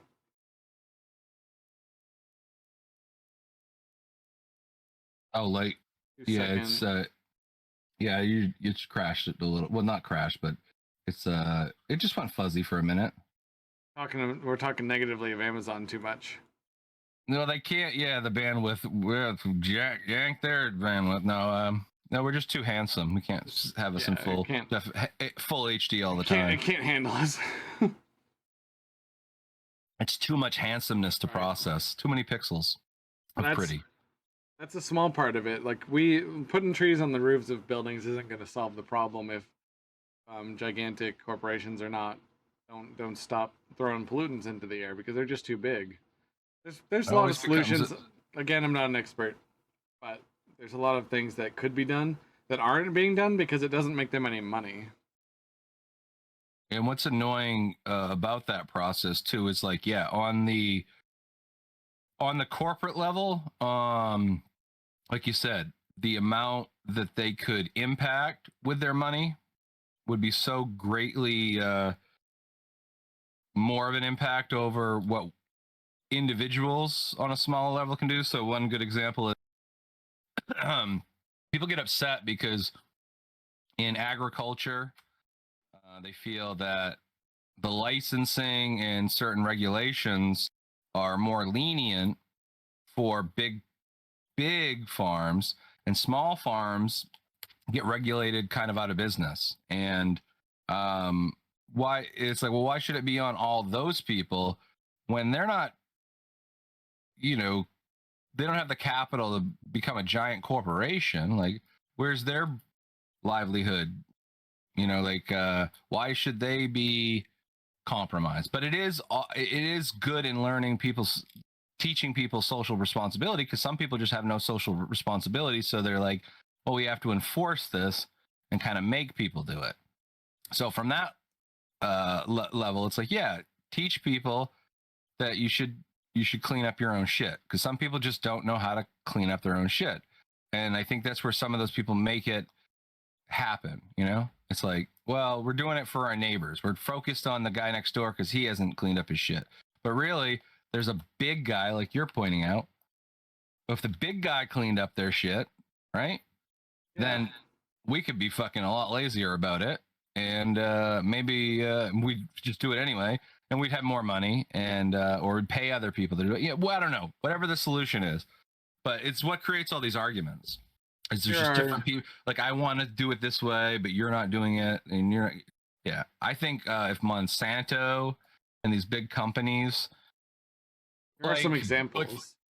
Like BP, like what they've done to pollute the Gulf and all this stuff, and was it still leach in there? Probably. We're not going to give up oil. China's urban forest, and it goes unstopped because people are like, well, it's just the way it is, and we need this. We need gas. We don't need shrimp. We don't need shrimp and scallops, man. We need gas. Wouldn't need. Only could get behind nuclear power. Nuclear power is like clean, easy to manage. Like, it's just been made like negative by the media. Because again, it doesn't make as much money. Anything that they could just make more money. It all has its negative impact and its positive impact, on different levels. The images that I'm showing are of what's called the green cities or green architecture. Now that's just pretty. It's a step in the right direction, right? It's not going to solve the problem, but it's definitely a step in the right direction. And then you have cities that are being just completely abandoned. Blatant. So that's the blatant one. Look at that one on the top. That's just like, we're just not going to cut the grass. What is this? The no mow May? This is no mow 2023. Some of it's just lazy, right? Some of it's just like, just toss it up there. And then there's This is solar punk. This is an And AI art generation of what it is the oh yeah, future yeah. is supposed to look like, which is that's actually the ideal, like something that works with nature. But then what we're getting instead is this, which is You know what? You which know not is seeing that vision of the future that is ideal is humans. a bit They, overgrown. they didn't include the humans Some because of we're the dead. trees. Well, I maybe. know. Because they know the math, dude. They know the contingency plan. They know the math. They know we're not prepared for it. They're like, this is what's gonna happen to them. I mean, we've even made shows about it. Like, do you ever see Well, the can you world see, Earth after the apocalypse show or whatever on CP, can History or I? something? You tell me what's the positive World without solution? humans. What's an actual What's the positive? positive? What's the positive solution where humans survive?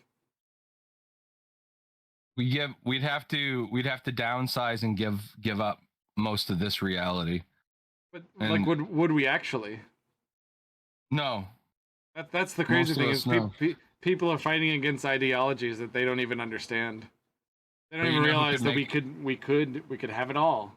We could have everything. you know who could make us do it though? But you're not going to be a billionaire.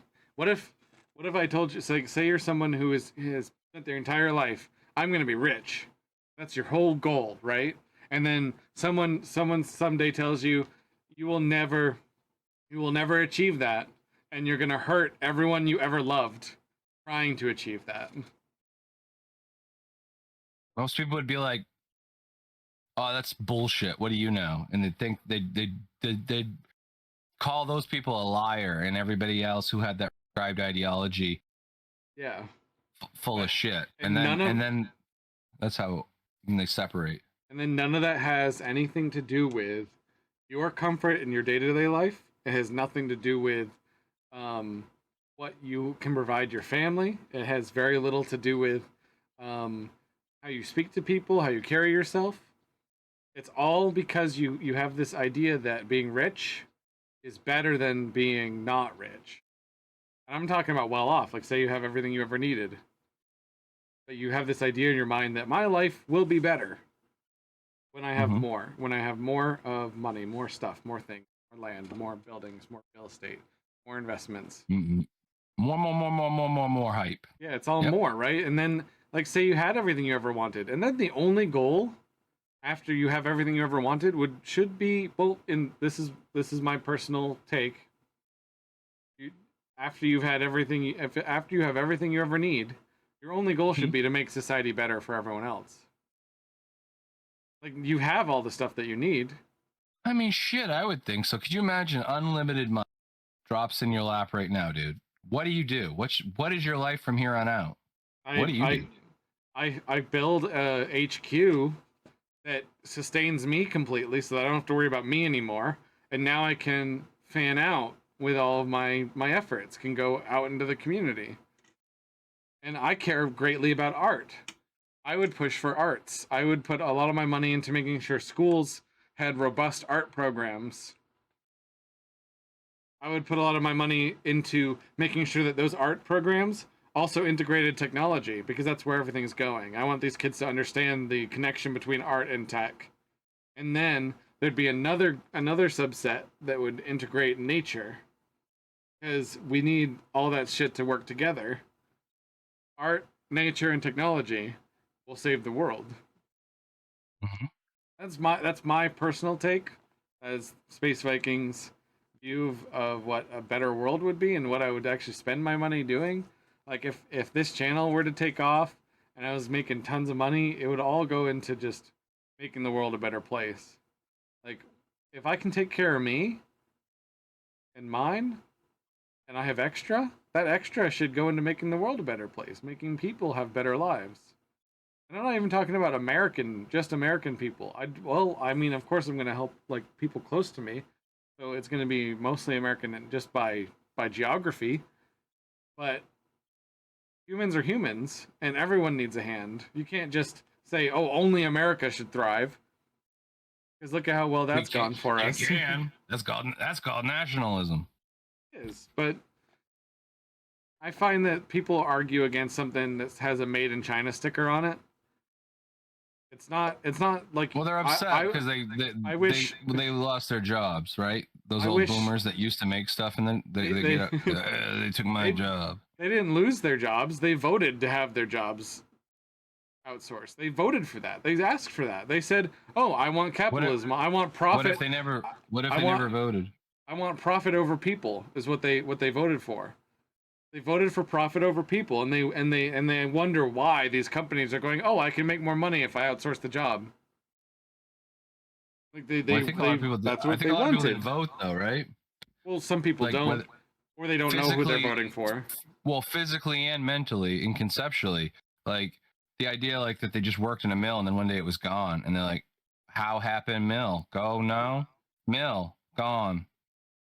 See what I'm saying? Like oh, What don't die. what did the mill make, and was it I actually mean, what? worth their work? Whatever. Like in this town, there were paper mills. There's still some manufacturing a little bit, but there were just certain mills. But the point was the mill, one dude could go work there, get medical benefits. Like it was a fair, even thing. And, it supported the consensus ideology, but it was also realistic. Like their value that they had was viable economic. And then when it went away, it was like, what a shit deal. Because now it's like, now both the wife and I have to work, and old latchkey child's like sitting here on the TV, like, hey, all right, mom and dad, when are you gonna come home? Like that's the reality that it became. So things change, and you can't go back. I would honestly, if tomorrow, right, dude, they go, hey, we're gonna have a non-polluting factory in your neighborhood, and we're gonna pay people. We're gonna employ 1,000 people in your neighborhood, and everyone's gonna get health benefits, and everyone's gonna get $80,000 a year. $80,000 a year starting pay, and you're gonna get health benefits, and 1,000 people can work there, and we're going to vote that into the town you live in. What do you think? You think that's cool?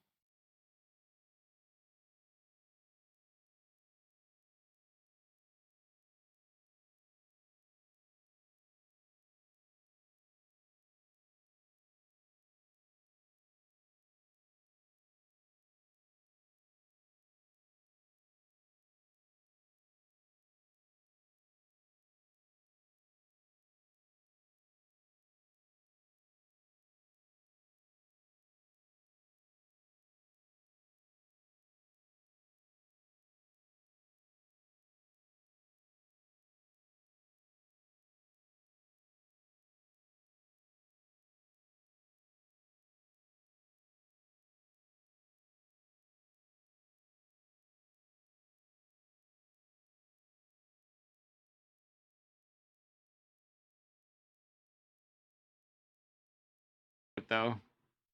Oh yeah, I probably have to. Yeah, click this again. Where's the CP cam though? Do I have to reactivate mine? No, might be in the wrong scene collection. Oh, we're gonna switch.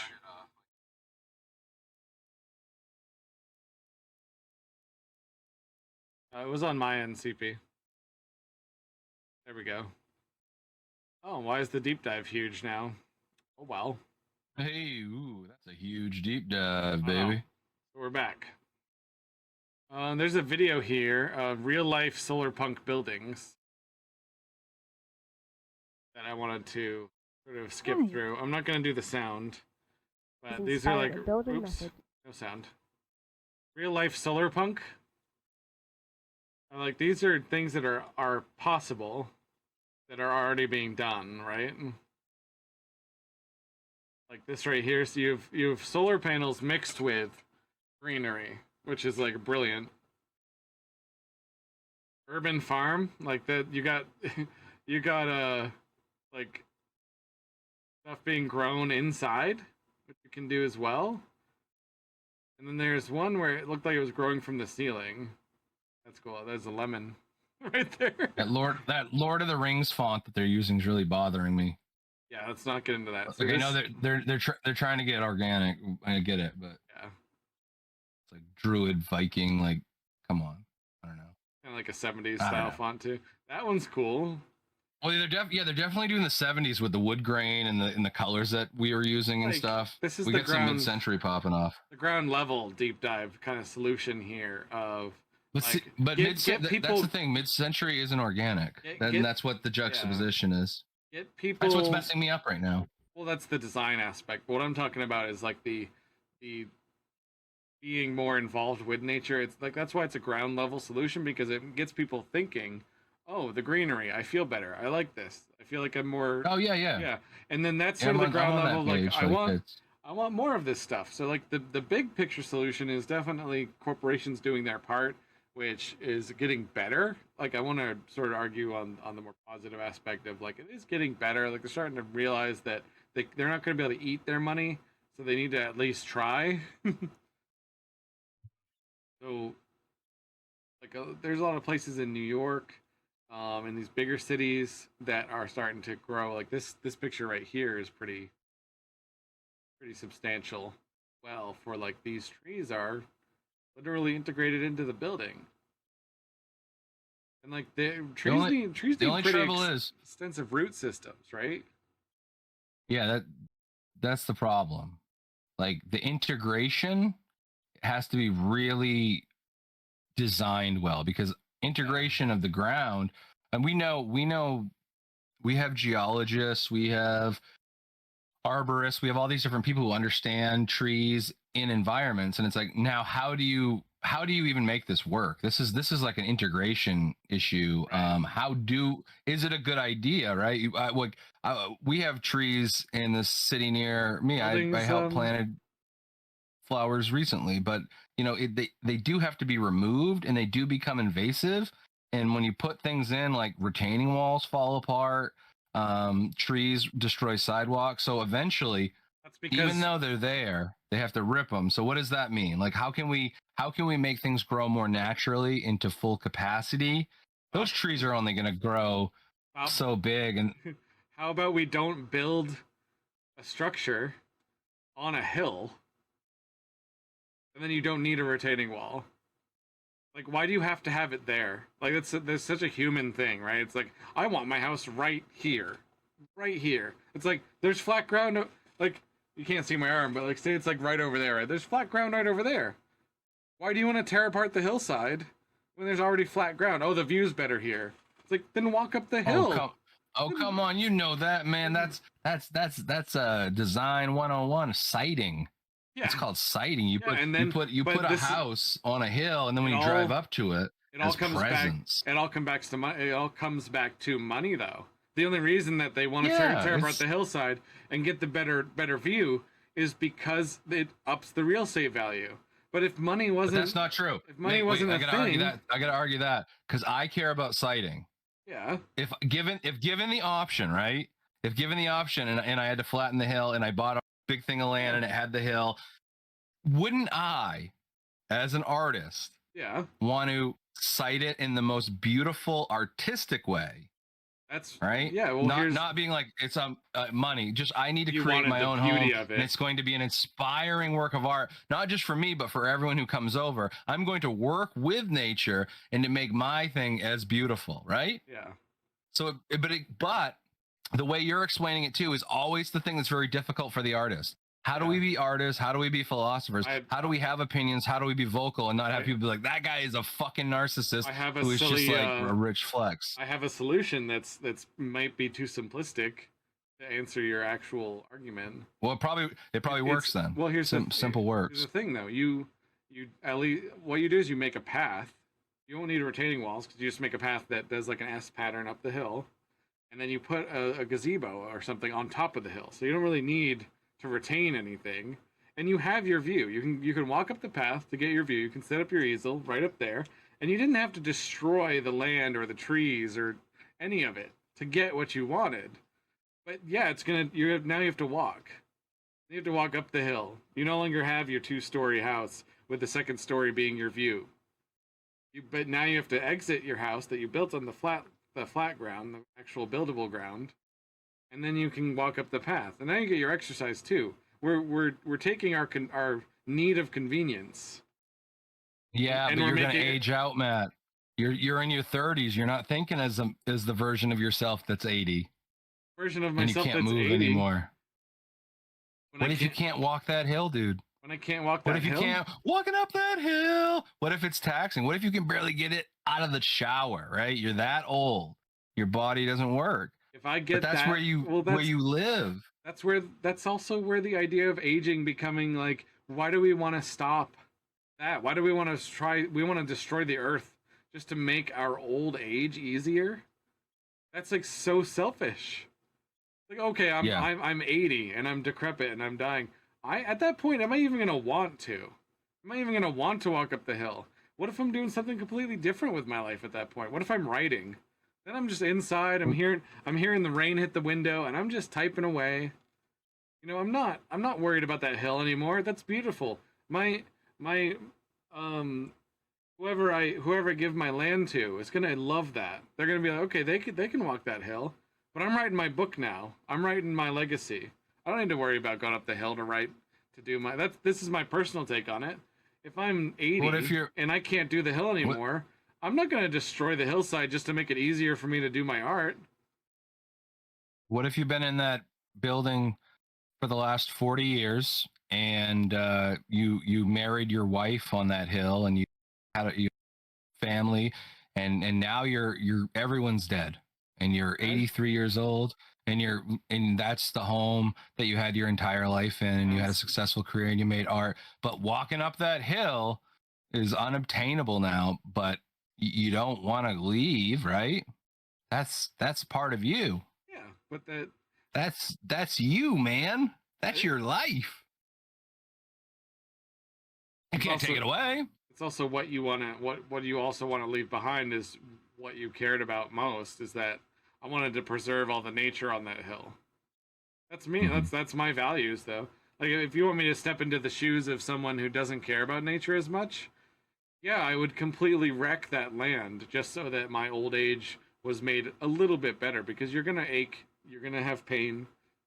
You're not going to make your life any better by being able to look out of the window at a view when what's hurting you is inside. The pain and what's happening to your body is all internal. And you're looking for solutions outside, but it's not going to make you feel better. You're still gonna age. You're still gonna like that's why I feel like a lot of I feel that many people who are aging and they're trying to make their lives simpler um through like the say they put a chair rail in stairs so they can get up. Um, Yeah.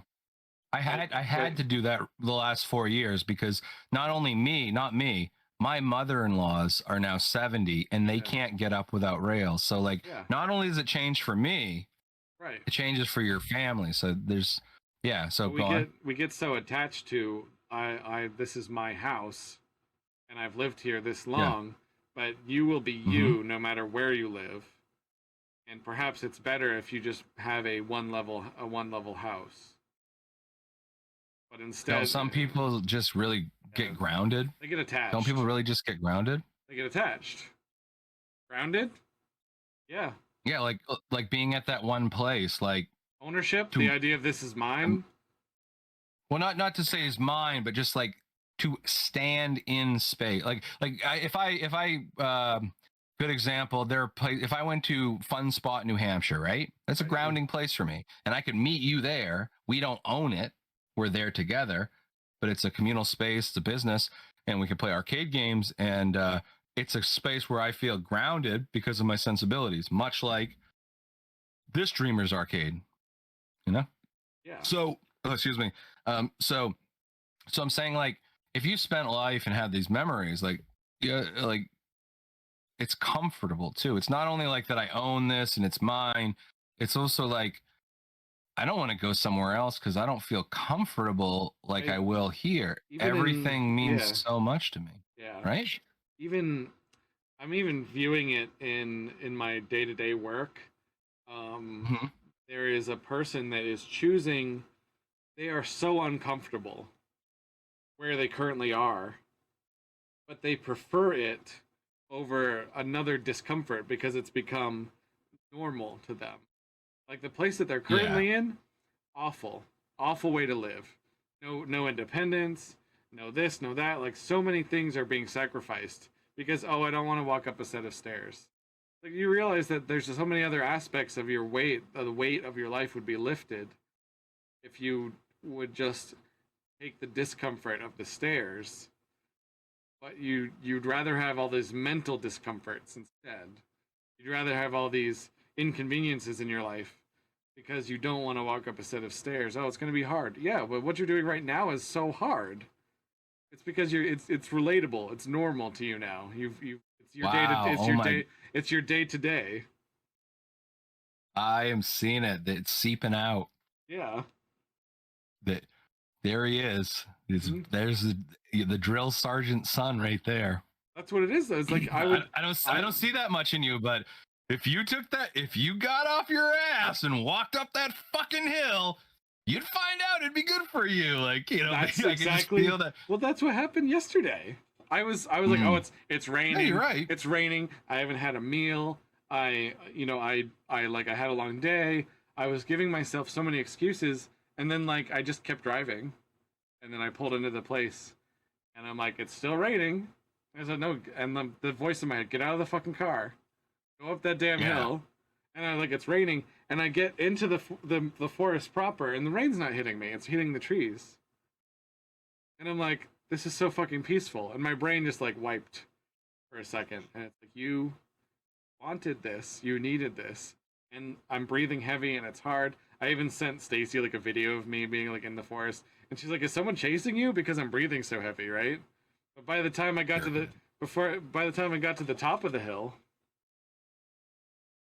my body evens out. It's starting to like the oxygen is getting to where it needs to go, and I'm not breathing as heavy anymore, and I'm able to actually enjoy it. So like once you get over that like that hump of like your body freaking out, like oh my god something must be chasing you because it's gonna like make you breathe heavier. Once it realizes oh you're safe, you're just moving your body more. The oxygen's going to where it needs to go, and you feel fine. And I just felt so at peace. And it's like you say that it's the drill sergeant in me saying if you just got off your fucking ass. That was the voice that made me get to that point.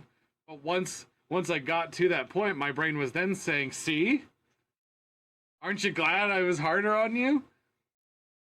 See, I told you, boy. Yeah, exactly. Wow, that's and that's even wild. the reason I'm bringing this up now is because even in my old age, I will probably be glad that I did the hard thing.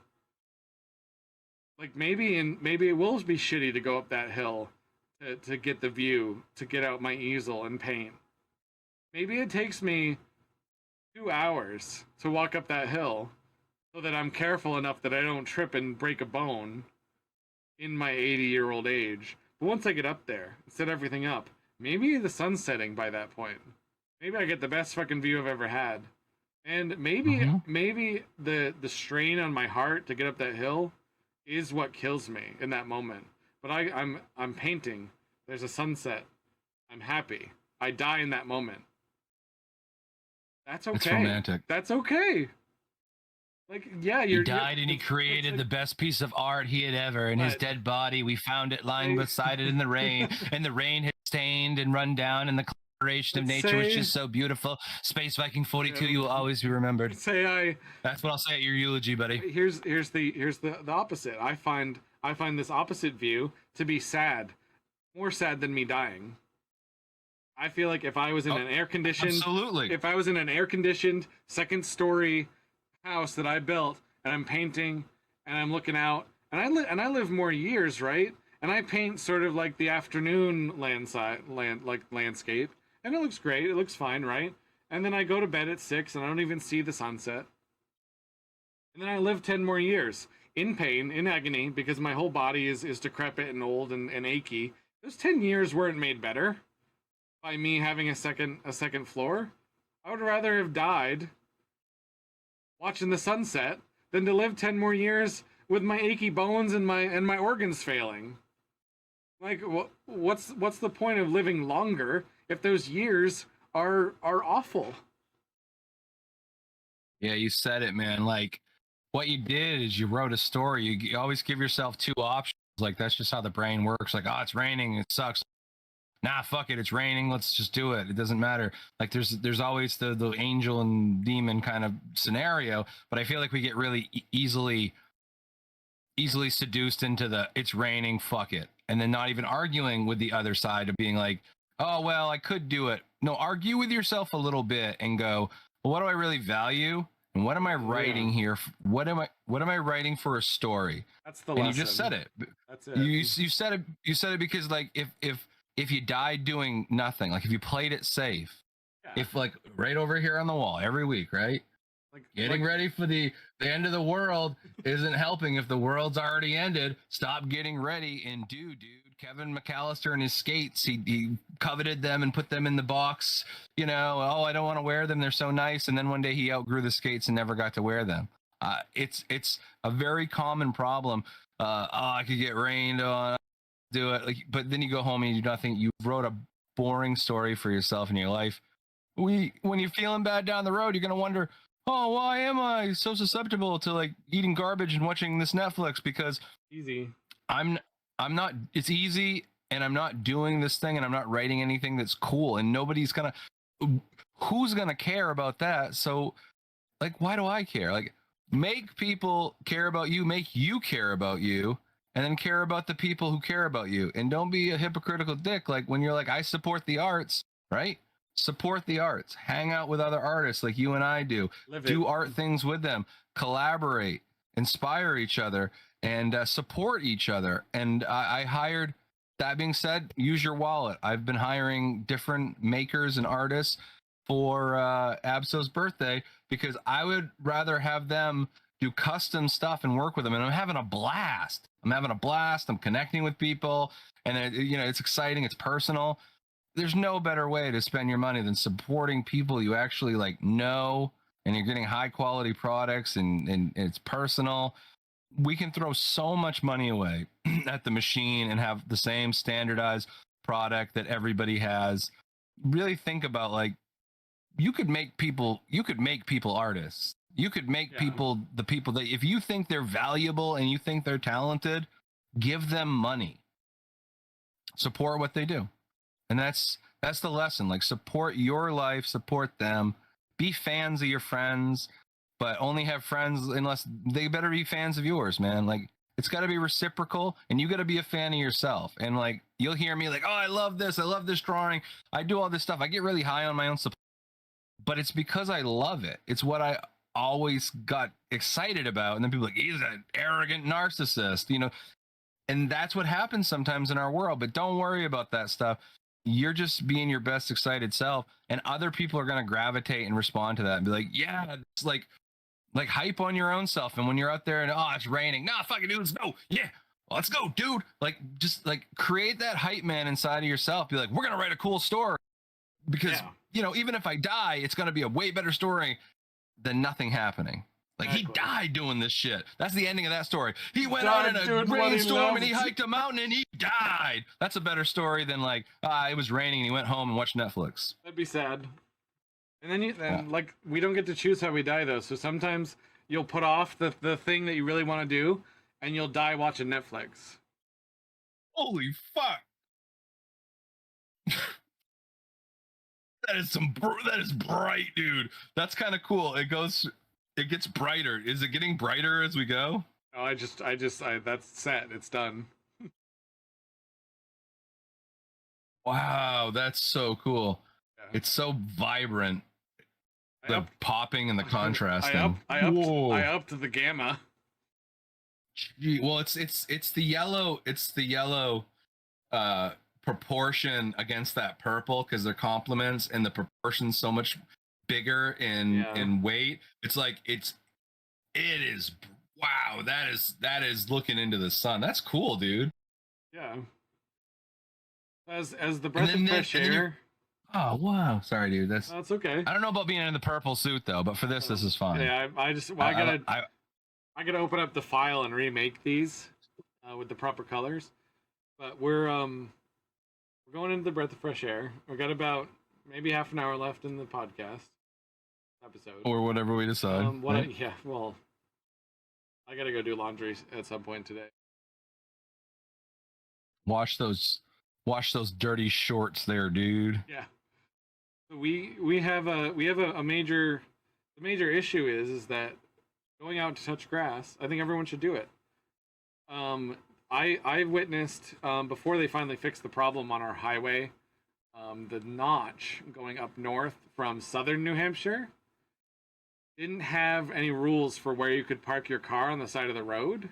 There was no like defined rule, and we'd have people coming from beautiful nature like New York, Massachusetts, Maine. They all have their own beautiful ecosystems that you can go explore, right? But people were coming in droves up to a specific spot in New Hampshire to go touch grass, to go into nature. And the amount of cars that had to be parked on the side of the road in this particular highway was obscene. It was like thousands by the time people had showed up to go on their little hiking trips. And you'd have hundreds and hundreds of people inside in these hiking trails. And you couldn't even really enjoy nature because they were leaving trash, they were making a ton of noise. It didn't feel like you were actually in nature. But there's so many other places you can go than just New Hampshire. Like New Hampshire's been shown as like this mecca of like we are where you go to experience the calm, serene nature. He's not going to be a good travel advisor for the state of New Hampshire. I can tell you right now. Look, he's like we have been seen as this. We're the place to go, but I'm gonna let you tell you. Well, here's nah. Don't believe the hype. No, we are. We are. But and I love New Hampshire. I think there's lots of videos of we are beautiful, but lots of this has been shown on Instagram. There's a couple Instagram pages that you can look for that show like, okay, here's the Instagram picture. It's like one person in this beautiful serene place, right? Here's the reality. There's like hundreds of people there. Everyone's trying to take that same picture. It's like, are you even enjoying nature at this point? No, they're becoming a larger part of a system that is like, yeah, they're becoming an experience. They're becoming a simulation. Money buys things. Money creates simulated experiences of control, and it's a bucket list achievement thing. It's robotic. It's empty. It's a way to make money. People got duped and they don't realize what's going on. Hiking Mount Everest. Look at videos on that now. Yeah, you literally just enter in a line with people and it's covered in trash. There's so many garbage. More places to go. Like it's like a DMV line up a mountain. My significant other is actually going to Nepal. Mm-hmm. Is kind of a destination place as well. They are planning to go to Nepal soon, and it is an awesome destination because it's not very like high up there on the list, and it's where you actually get to see people. You get to see other cultures, right? It's one of those places that isn't as like people talk about going to Nepal pretty often, but it's not like or it's not like the Alps, like with Everest. It's not a lot of these places that are like the place to go, like the pyramid. Well, the pyramids too. That you're talking about. I feel like it's a good choice issues of where to these go. Issues of wear and tourism. The pyramids used to be able to walk on them, and then they're like, no, stop that, because people would walk up them, and over the years, can you imagine that? Like they started to get worn down. These destinations and the access to them it's damaging. And it's damaging to the spot, and it's only for like the sake of money and experience. Like why? Well, yeah, you're right. It's damaging, and I you've made me realize that I'm going a bit negative with this. But the point I'm making, that why this is the breath of fresh air segment, is that you are already in a absolutely gorgeous, spellbinding place. No matter where you live, on the planet, it is beautiful, and you are blind to it because it's what you see every day. Stop traveling. Stop going hours and hours out of your way. Stop traveling. Don't go to other countries. Even I'd expand your culture by all means, right? If you go to another country, please do it to expand your culture. because Just go to Maine and New Hampshire. That's all you need, guys. Support Maine or New Hampshire 24/7. I'm also speaking from a drastically personal point of view that I have not traveled for this one reason. It's that no matter where you go, humans have ruined it. They have. That's what you'd be looking for too. So that would be the problem. Like when you write a story, that's what we're talking about with writing stories. If you bring that story on tour, it's gonna stay with you. You find it. You're like, yeah, there's an example. There's one in Paris, and you're gonna write it down, and you create a movie, and then other people will be like, yeah, that guy knows what's up. That guy knows what's up, man. Forgive this pronunciation, Angelo. Hello. We're currently in the last segment of our podcast recording. I appreciate you popping in. We're currently in the Breath of Fresh Air, and we're just talking about how you can find beauty no matter where you are. Like if you are in your current area, please go out in nature and act as like what I would bring is act as if you are on vacation. Yeah. In your home. Slow down. In your home. When you walk from, you're outside, your place or wherever, like, don't just think I'm going to the car or whatever to go to the store. Like, stop and like look at the thing, be like, yeah, look at that tree over there. Whoa, yeah, look at that little. That's there every day, dude. And then you see it every day. I'm saying like you should travel to other countries to expand your consciousness, expand your cultural mindset. And I do want to travel to another country eventually. The only other country I've been to is Canada, but that was like America with extra steps. Like it wasn't necessarily like.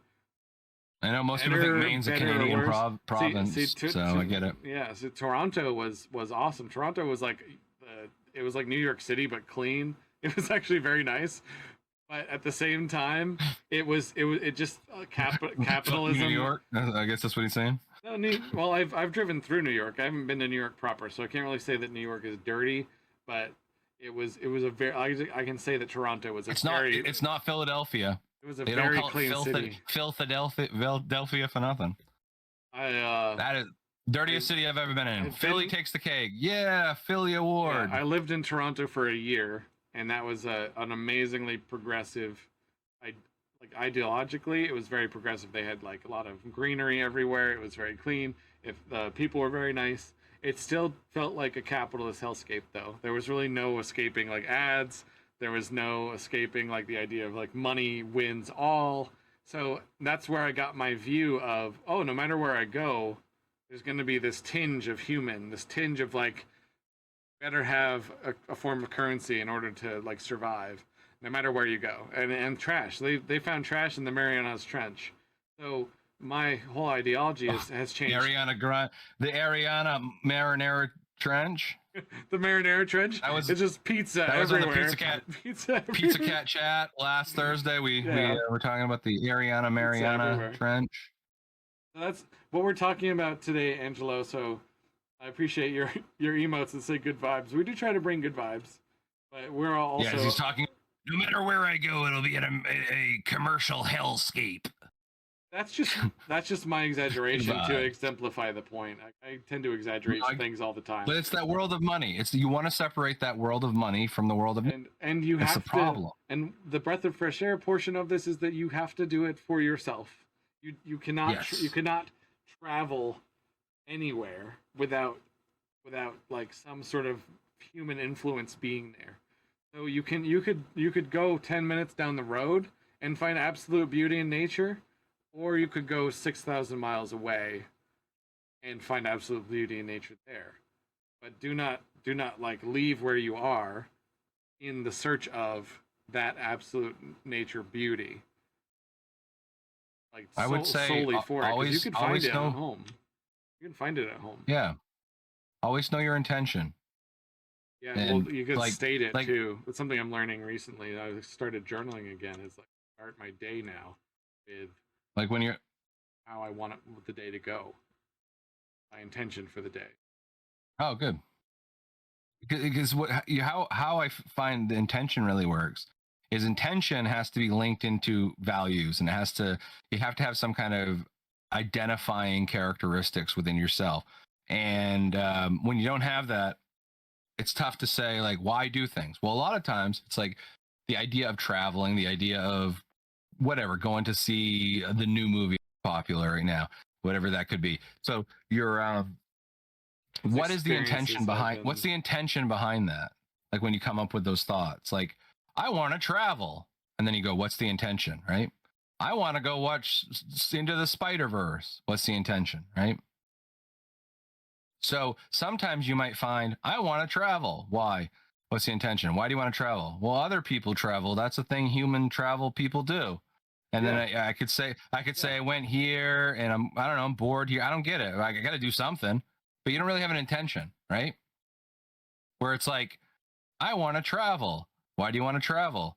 Because I want to go talk to different art collectives about this and that, or I want to go visit areas where there's art museums and to see some of the actual works of this artist I'm really inspired by, and to do some of my work while I'm there. And every day I'll go visit this painting and I'll come back and work in the hotel and I'll create this thing that's inspired directly from Rothko's work or something. Like I want, like, wow, that sounds fun. And then that story's kind of cool too, right?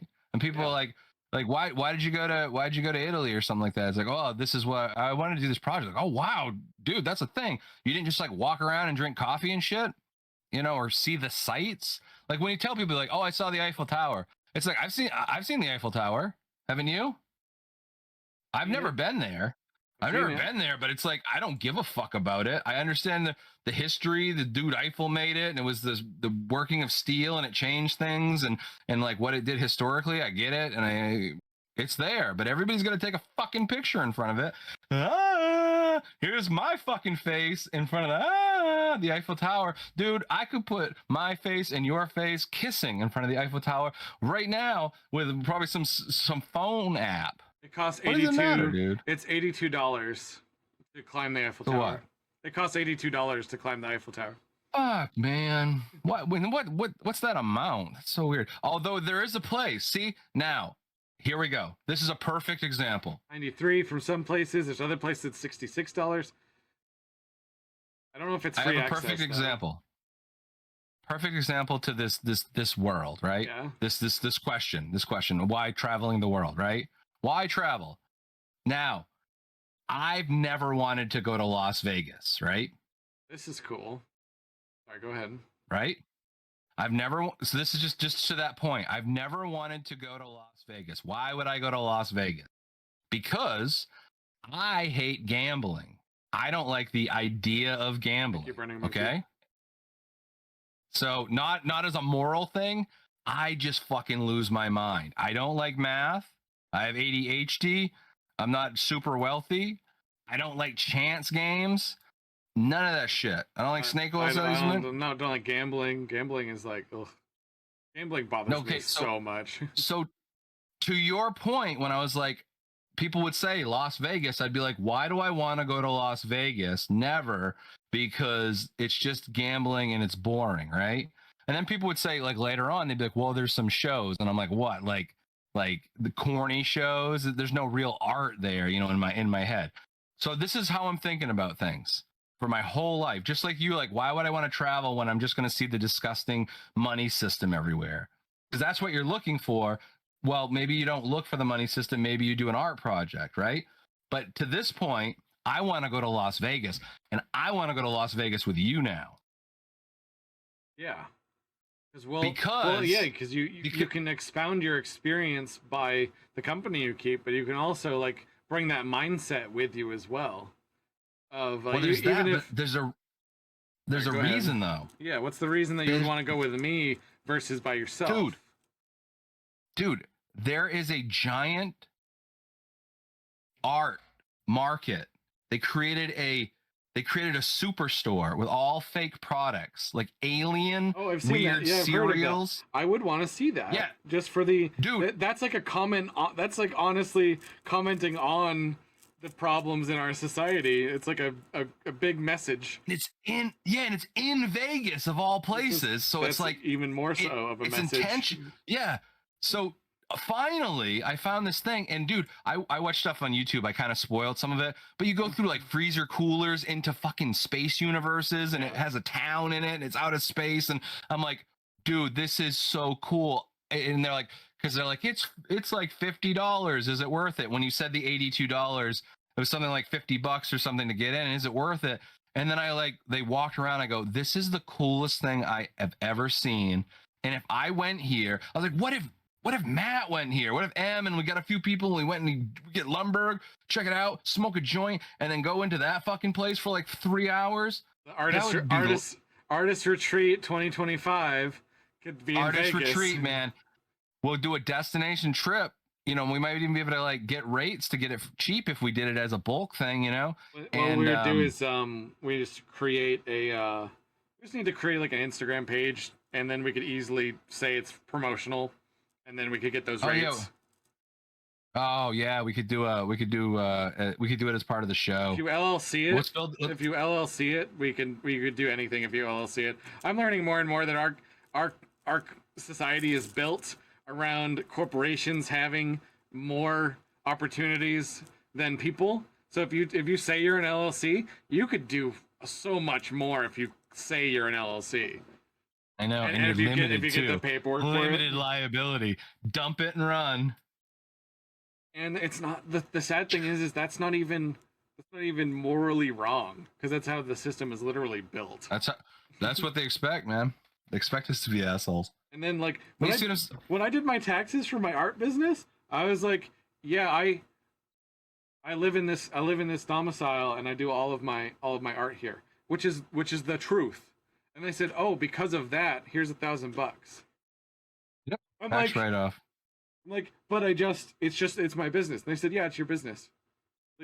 So I get money because I live in the same building that is my business. They said, yeah.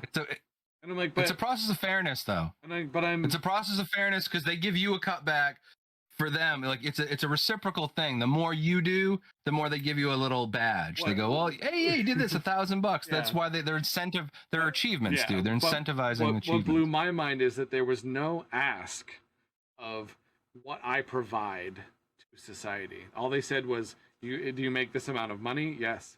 What was your profits? Oh, it was so much lower than my expenses. And they said, no, because the values don't matter. They said that's fine. It's like, did you add to your community? Yeah, they asked for did I donate anything? Yeah, I had this much in donations, that's kind of cool that they quantify that. But at the base level, it doesn't seem like they care about what I contribute to society. They just want to know how much they can get from me to help their dividends for building roads and building tanks and all this stuff, right? But a lot of things. The government does so many things I can't say it in a sentence.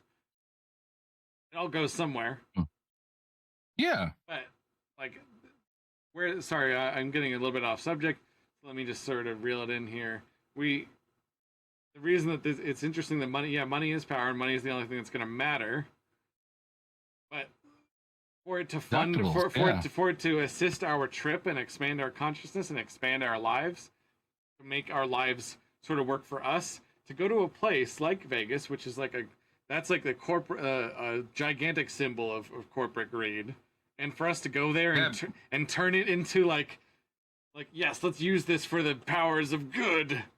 Yes. Coming full circle, because in the Stephen King's book, The Stand, where does the devil end up bringing all the evil? Las Vegas. So Stephen King also used it as a symbol in his art, and this guy has as well. So yeah, it's a cyclical thing that, yeah, you can put this way, but hey, one up on you. Well, we're going to use you to leverage our message even further. And yeah, it's art's really funny like that. I've had this page up for a while now. I haven't even dug into it. So you were talking about the Eiffel Tower, right? So the Eiffel Tower was only built as a symbol for the World's Fair. And the World's Fair was to bring more innovation and products to the people's eyes, so they knew what was new, what was coming out. It did, dude. It changed. Everything changed after that. This was the 1889 World's Fair, held in Paris, France, from May 5th to the 31st of October. How long these fairs were for. So these exhibitions would be held for almost an entire year.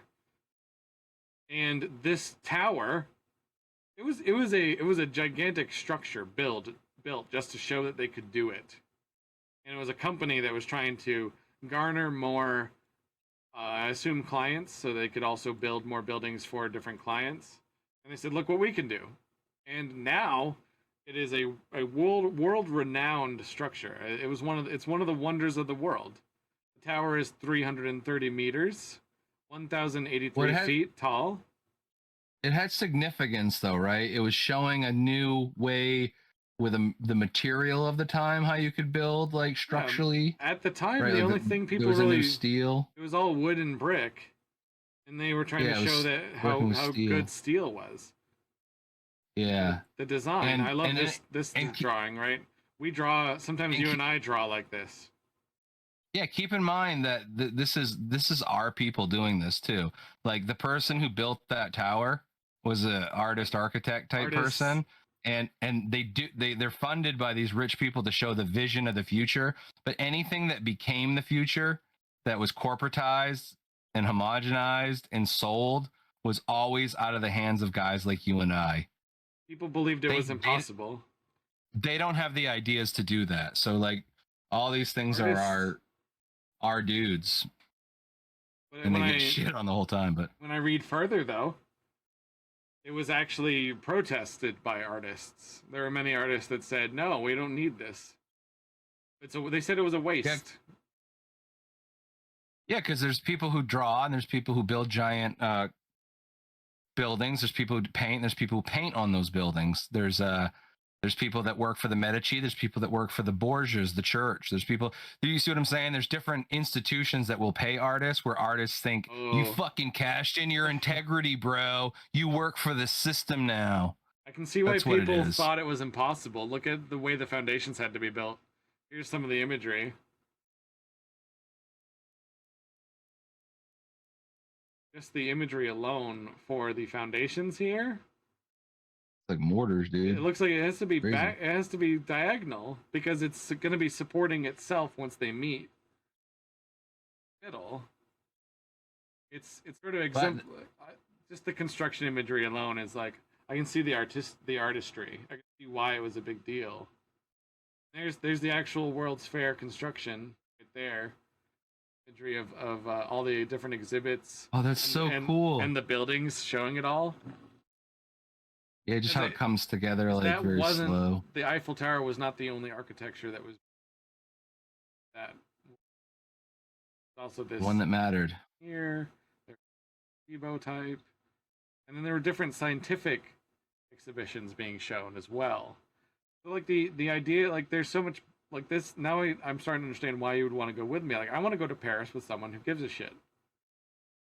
Yeah, with your sensibilities that have the same intentions. And I also want to go to Paris and maybe you're right. Oh my God, you're changing my worldview a little bit. Like it's about the mindset that you have when you're there. Not about the reason. There's just gonna be more people. It's gonna be more bullshit, more human shit there. And now I'm seeing it. Yeah, it's gonna be more human shit. But can we view it from a human standpoint as well? Can we view it from an artistic standpoint? View it from that's fucking cool. Or can we just laugh at the shit show in Vegas, be like, wow, this place is fucked up, and then go walk around a museum and goof and laugh and not even realize that there's people around? We could also make our tax-deductible reason for going an actual reason for going. Like, let's do an episode while we're there. Do an episode on it. That's the thing. You're starting to get it now. There's reasons. You stack a couple of them, it makes it even more of a dopamine rush, and it's like, well, this is the reason I live. This is the reason that this is what the world wants me to do. This is how I make money. This is how I do. This is how I visits to the Eiffel Tower. My significant other is somewhere in here. Dream. Huh? My significant other is somewhere in here for when they went to the Eiffel Tower is like around this time. Oh, really? And then look, what happened between 1914? Oh, it didn't exist. Oh wait, no, it did. It did exist. But here I'm thinking, what happened in this time? Why did no one visit the Eiffel Tower? Oh, because there was a war. And there was another war. Another war. World War II. They didn't take consensus data on like. Here's the thing. Fuck this. France was occupied, dude. 1914. That's To right. to That's 1919, right. France was occupied. The beaches, the 19 beaches of Normandy. Yeah, that 19 was well no, France. it's 1914 to 1919 was it was a radio tower. Thank you, Burning Monkey. That actually does bring it to light as well. So 1914 to 1919 was World War One. 1939 to 1944 was World War Two, and there's no visits. Dude, No one was allowed anyone if it was a radio tower. has anyone ever put that there? That shit's cool to me. Like, the history of it, that's cool. Has to me anyone as ever well. put this on a canvas and just put it in a gallery? It's probably That's an art piece. This should be at the Eiffel Tower just to show like this is what was happening during that time. This should be And up it shows somewhere how profound war is. Like, it shows how profound war is and how far away we've come from it. And like, will we ever?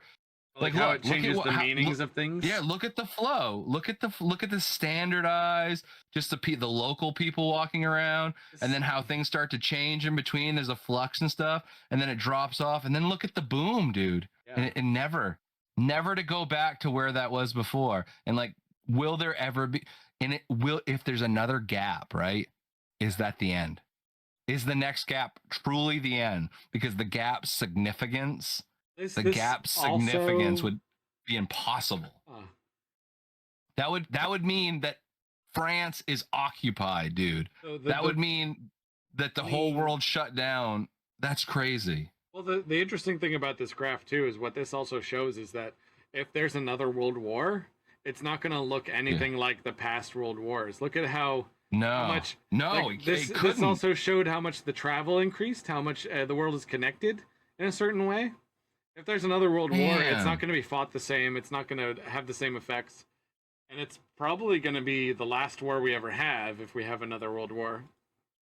Well, there's the fake one in Vegas. That's only 2004.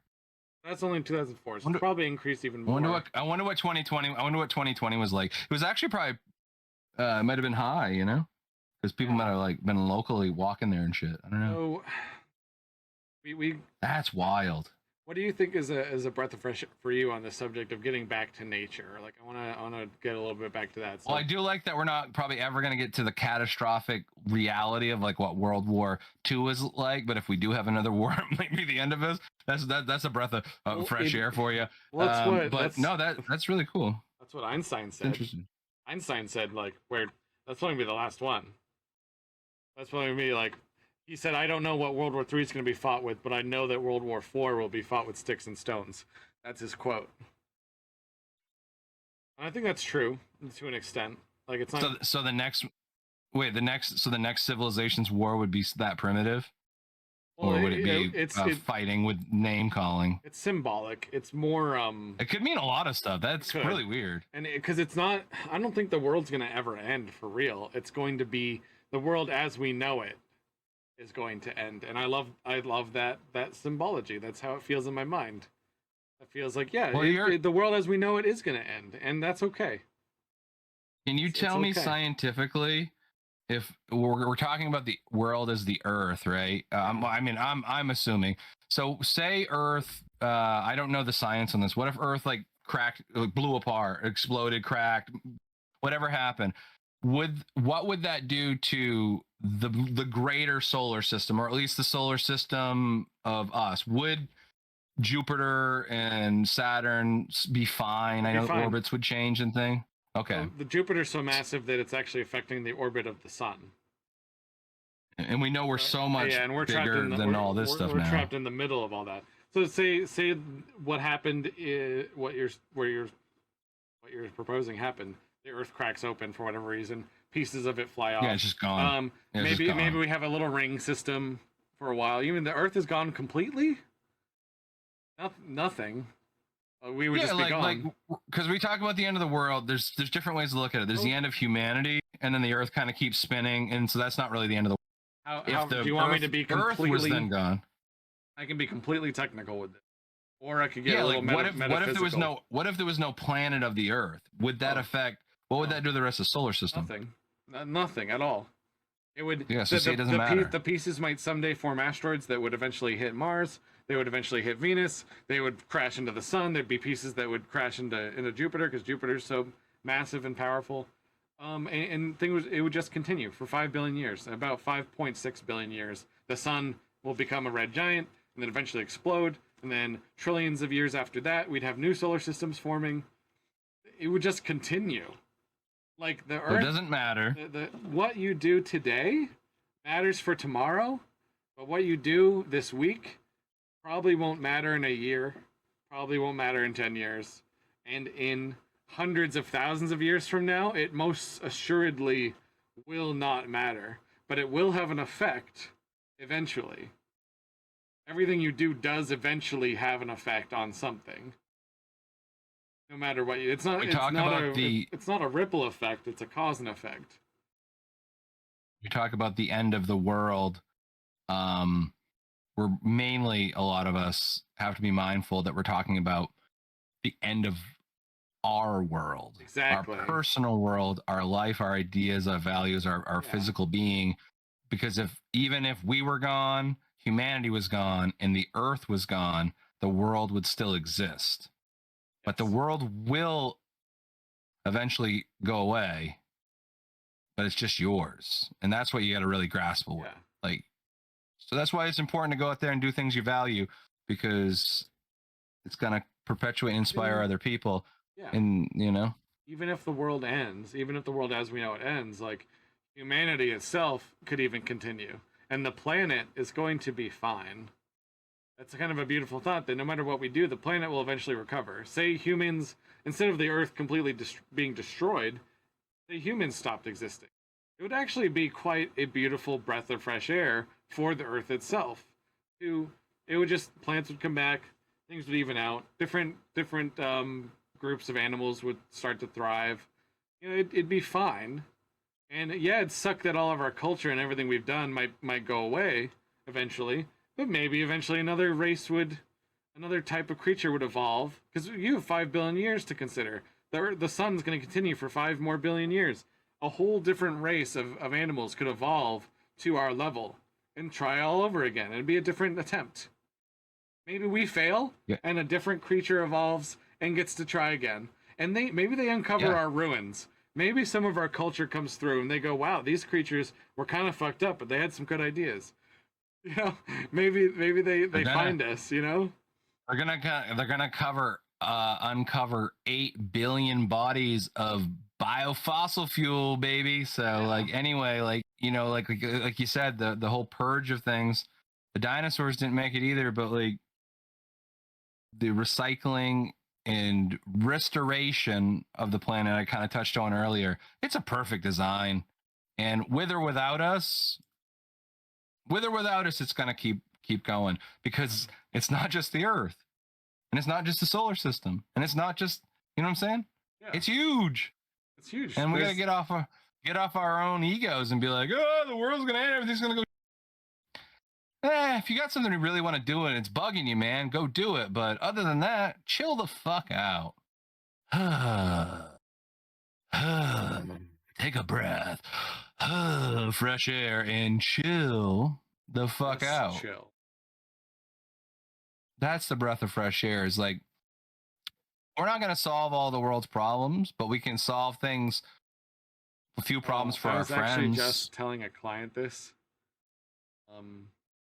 At work, the biggest thing that you can do if you want to save the world, you have to save your world first.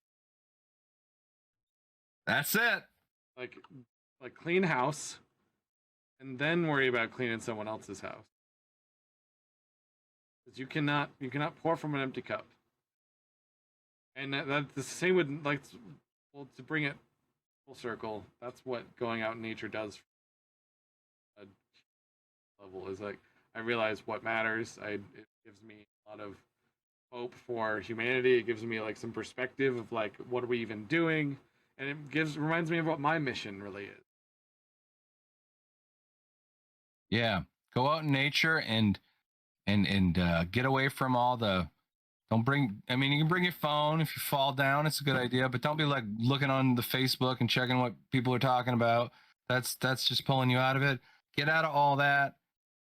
Your head, listen to it. All of a sudden, messed up, man. My work. No, okay. It's just you and nature. My shit's messed up. I need some nature. Yeah, I need some nature.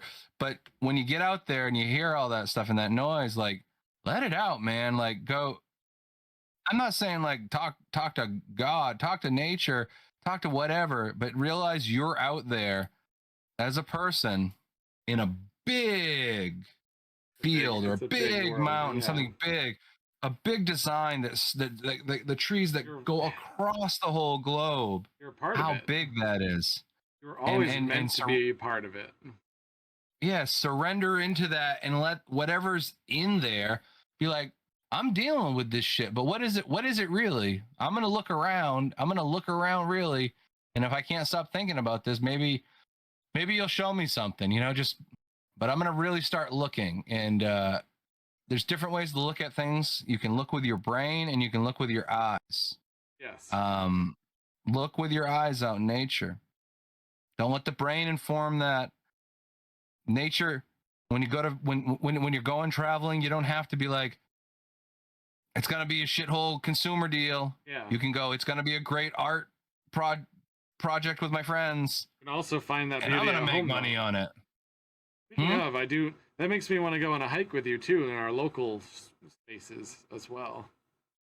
Yeah, I want to go to the top of the Dreamers Arcade with you. That'd be awesome. Yeah, there's a place that you've actually like it signifies it for you. No, but we can go find it. Good. I have a painting. I have a painting, dude. When you that painting, it's got to exist somewhere. It's got to be close enough. I think he's here. I know it's at the Showed up here. whatever one of the highest points are. You show up at the end, Dinky. I see how he is. I see how it is. Nuke everything. Get a blank canvas. All right, I love that. Oh yeah, breath of fresh air, man. It's as you said this, as you did this, you sexy motherfucker. The rain has picked up outside my window. The cat's over here sleeping. Here, I'm gonna even show. Like, we're gonna break the wall here. Know it. We've got this cat here sleeping, and then outside here, look, the rain's coming down. It's picking up more, and I can hear it. I have a metal roof. Ting ting ting ting ting ting ting ting. It's absolutely love absolutely beautiful as you're talking more about nature, because nature's loving that you're giving her compliments, and thanks. You're really showing us. It's raining harder now. That was the huge message that I got. Oh, more, you're beautiful. I'm not gonna climax, don't worry. This is just that was the message that I got when I looked at the veins in my arm and I realized the roots were very similar. That like I did evolve alongside this planet, like our humans did. We evolved alongside it, and we're a part of it. And I feel like when we go to Mars, we're gonna have some weird psychological problems with those people that go to Mars, because you are so far from Earth. It's gonna be like the movie The Thing, dude. John Carpenter's The Thing. Well, maybe it's not gonna be good. Maybe on a more subtle level. I feel like they're gonna have hallucinations. They're gonna feel like separate. They're gonna feel like prisoners there, dude. That's who they're gonna send. They're just gonna send prisoners there. Think someday, they gotta test it out first. That's what's gonna There's probably already prisoners there, dude, testing it out. Prison planet Mars. I mean, I couldn't imagine. I'm just saying. See, my views are pushing into it because it's like I couldn't imagine being in an environment that isn't this biological environment that I can feel and breathe in and connect. Could you imagine having to be like contained? Have to be in your own self. And even when you exit that containment area, you still need to be surrounded by a suit to survive it. To survive that environment. You just fucking wrote some Dreamers Arcade for me, man. Thanks. There you go. Because it's basically we get all trapped in the gloom, but now the idea of the suit to survive it, what is that, dude? People like we're wearing, look at this, man, we're wearing gear. We are wearing the suit to survive the gloom, to walk around. When I escape this gloom stack, I gotta go around with more. I can't walk naked. I gotta have things on, accoutrement. Look at this. Just start stacking up that gloom, bro. Just start stacking up that gloom. Yeah. Gotta have all my things. I got my dog. I got my phone. I got my chips. I got my backpack. I gotta have all my things. Do cats know when the camera's on them? Because my cat's whole attitude changed when I put this camera up here. You know? Bruh. There's your breath of fresh air. I'm There you go. waking Cat up time. for the day. Oh, dude, did those pillows become orange too because of what I've been doing? Yeah, I think so. Everything. Oh my god. This Settlers of Catan box turned kind of orange. We have got to wrap up. I'm starting to get a little dizzy because I haven't eaten anything. I keep forgetting I'm doing this intermittent fasting thing. Guys, I need to have like a granola bar at like 10 o'clock or I start to like pass out. I appreciate everyone hanging out. We did a little bit of some rebranding this morning, and at the time of our recording next week, it might be live. We might be live together. Guys, this is gonna be weird. We'll pull something off. We'll record some videos. You know, like, yeah, might we'll do a short live stream from an iPad or something. Yeah, what? I can bring if does like your laptop or something. You have a USB-C. A USB-C. Yeah, you stream from a PC, right? Well, you can stream from a laptop. You can stream from an iPad. You use OBS? Yeah, I can bring the laptop and we stream all the stuff in a couple cameras and we'll just do that. I'll just bring. And your microphone is omnidirectional, did you say? Yeah, it's a Blue Yeti. So can you bring I have two of them. I have two. I have one unhooked over here too. If you can bring your laptop and a microphone, and I can sign into my OBS account on your laptop. We're gonna have internet? Maybe. Yeah, because I think there's Wi-Fi, which might not be the best. Yeah, it'll be on the. Is this a? See, I don't even know. I don't even ask anymore. I don't even know where I'm going. You're a passenger. Yeah, I always try to be. Because I feel I'm in control of too much all the time. So like I try to not like there's certain things I just try to have no control over.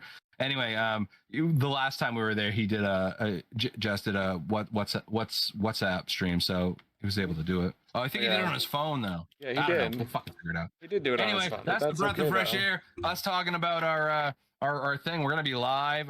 If you guys want to see us hug, like live, actually be in person. We'll do a hug. I mean, if that's your thing, if you just want to see camaraderie, if you like a couple bear-looking dudes hugging, I mean that anything. Tell your friends. Live embrace. Live embrace next week. Rise in Mind. Not to be confused with Rise in Jeans. That's another thing. And we're gonna hang out and we're gonna make some art. And I'm excited. I'm really excited. And eat a granola bar, you fucking animal. I'm gonna go. So normally we raid out, but I think I'm going to get into more of a pattern of us just ending. Rating on podcasts is hard. Yeah, we stopped doing it with ours because it's like, because then you have to participate in a raid and it's like, and then we can't talk after, and both CP and I have our own separate channels. You're currently on my channel, but we're gonna shout out CP here of Dreamers Arcade. And then also there is a button on everybody's page. Check out our recommended list. And go support 32 those French streamers, is now please. starting to stream Magic the Gathering. And I think I don't know if he's trying to get affiliate, but 32 French. Let's get 32 French to affiliate as well. Go follow. He just recently started streaming Magic streams, and in addition to the Thursday night Pizza Cat Chat podcast he does, it's channel 32 French, I believe. That's what it says up here in the chat earlier. There's a, I don't know what she's saying. Just showing her off her nails. Ooh, you're in the background. Love that. You're in the background pooping, it sounds like. What, a pooping? I just hear, oh. Because that's what I do. Yeah. Oh, I'm just in here taking a shit. Oh. That's CP. Taking a shit. Dreamers Arcade. We're also going to shout out 32 French. As you said, he's starting to do Magic the Gathering. Here's a clip of him doing Magic the Gathering. Oh, his voice Oh, is yeah. his voice is sultry. I forgot. I forgot the Yeah, the he does effect it. it has. He leans Oh, into it with the oh magic. my. Oh my be still my beating heart. That's a good voice. That's my buddy 32 French. He's a musician, I just realized long-term friend, magic player. don't have a game audio. Have you followed him? Because that's like maybe a newer channel. I have followed him. Okay, cool. He's got a habit of creating new channels because he forgets Sure. passwords. He keeps. Oh my goodness, he's got the boomer password mentality. Or he doesn't remember them. He doesn't care about them. 32 is Yeah. a little bit older than me. He's a little more into the side. I've followed him. So go to those two channels, guys. Check out my recommended. Check out 32 French's recommended Dreams Arcade. Follow both of them, but then also check out their recommended channels. Support other streamers. Normally we do that by rating, but rating out from a podcast has proven to be strange and yielded mixed results. So I'm going to start not doing that and just sort of wrapping it up. So, guys, thank you so much for staying with us for Rise in Mind this morning. I hope we gave you something to think about, and that's the whole point. No opinions, nothing's wrong here. Don't hurt anybody.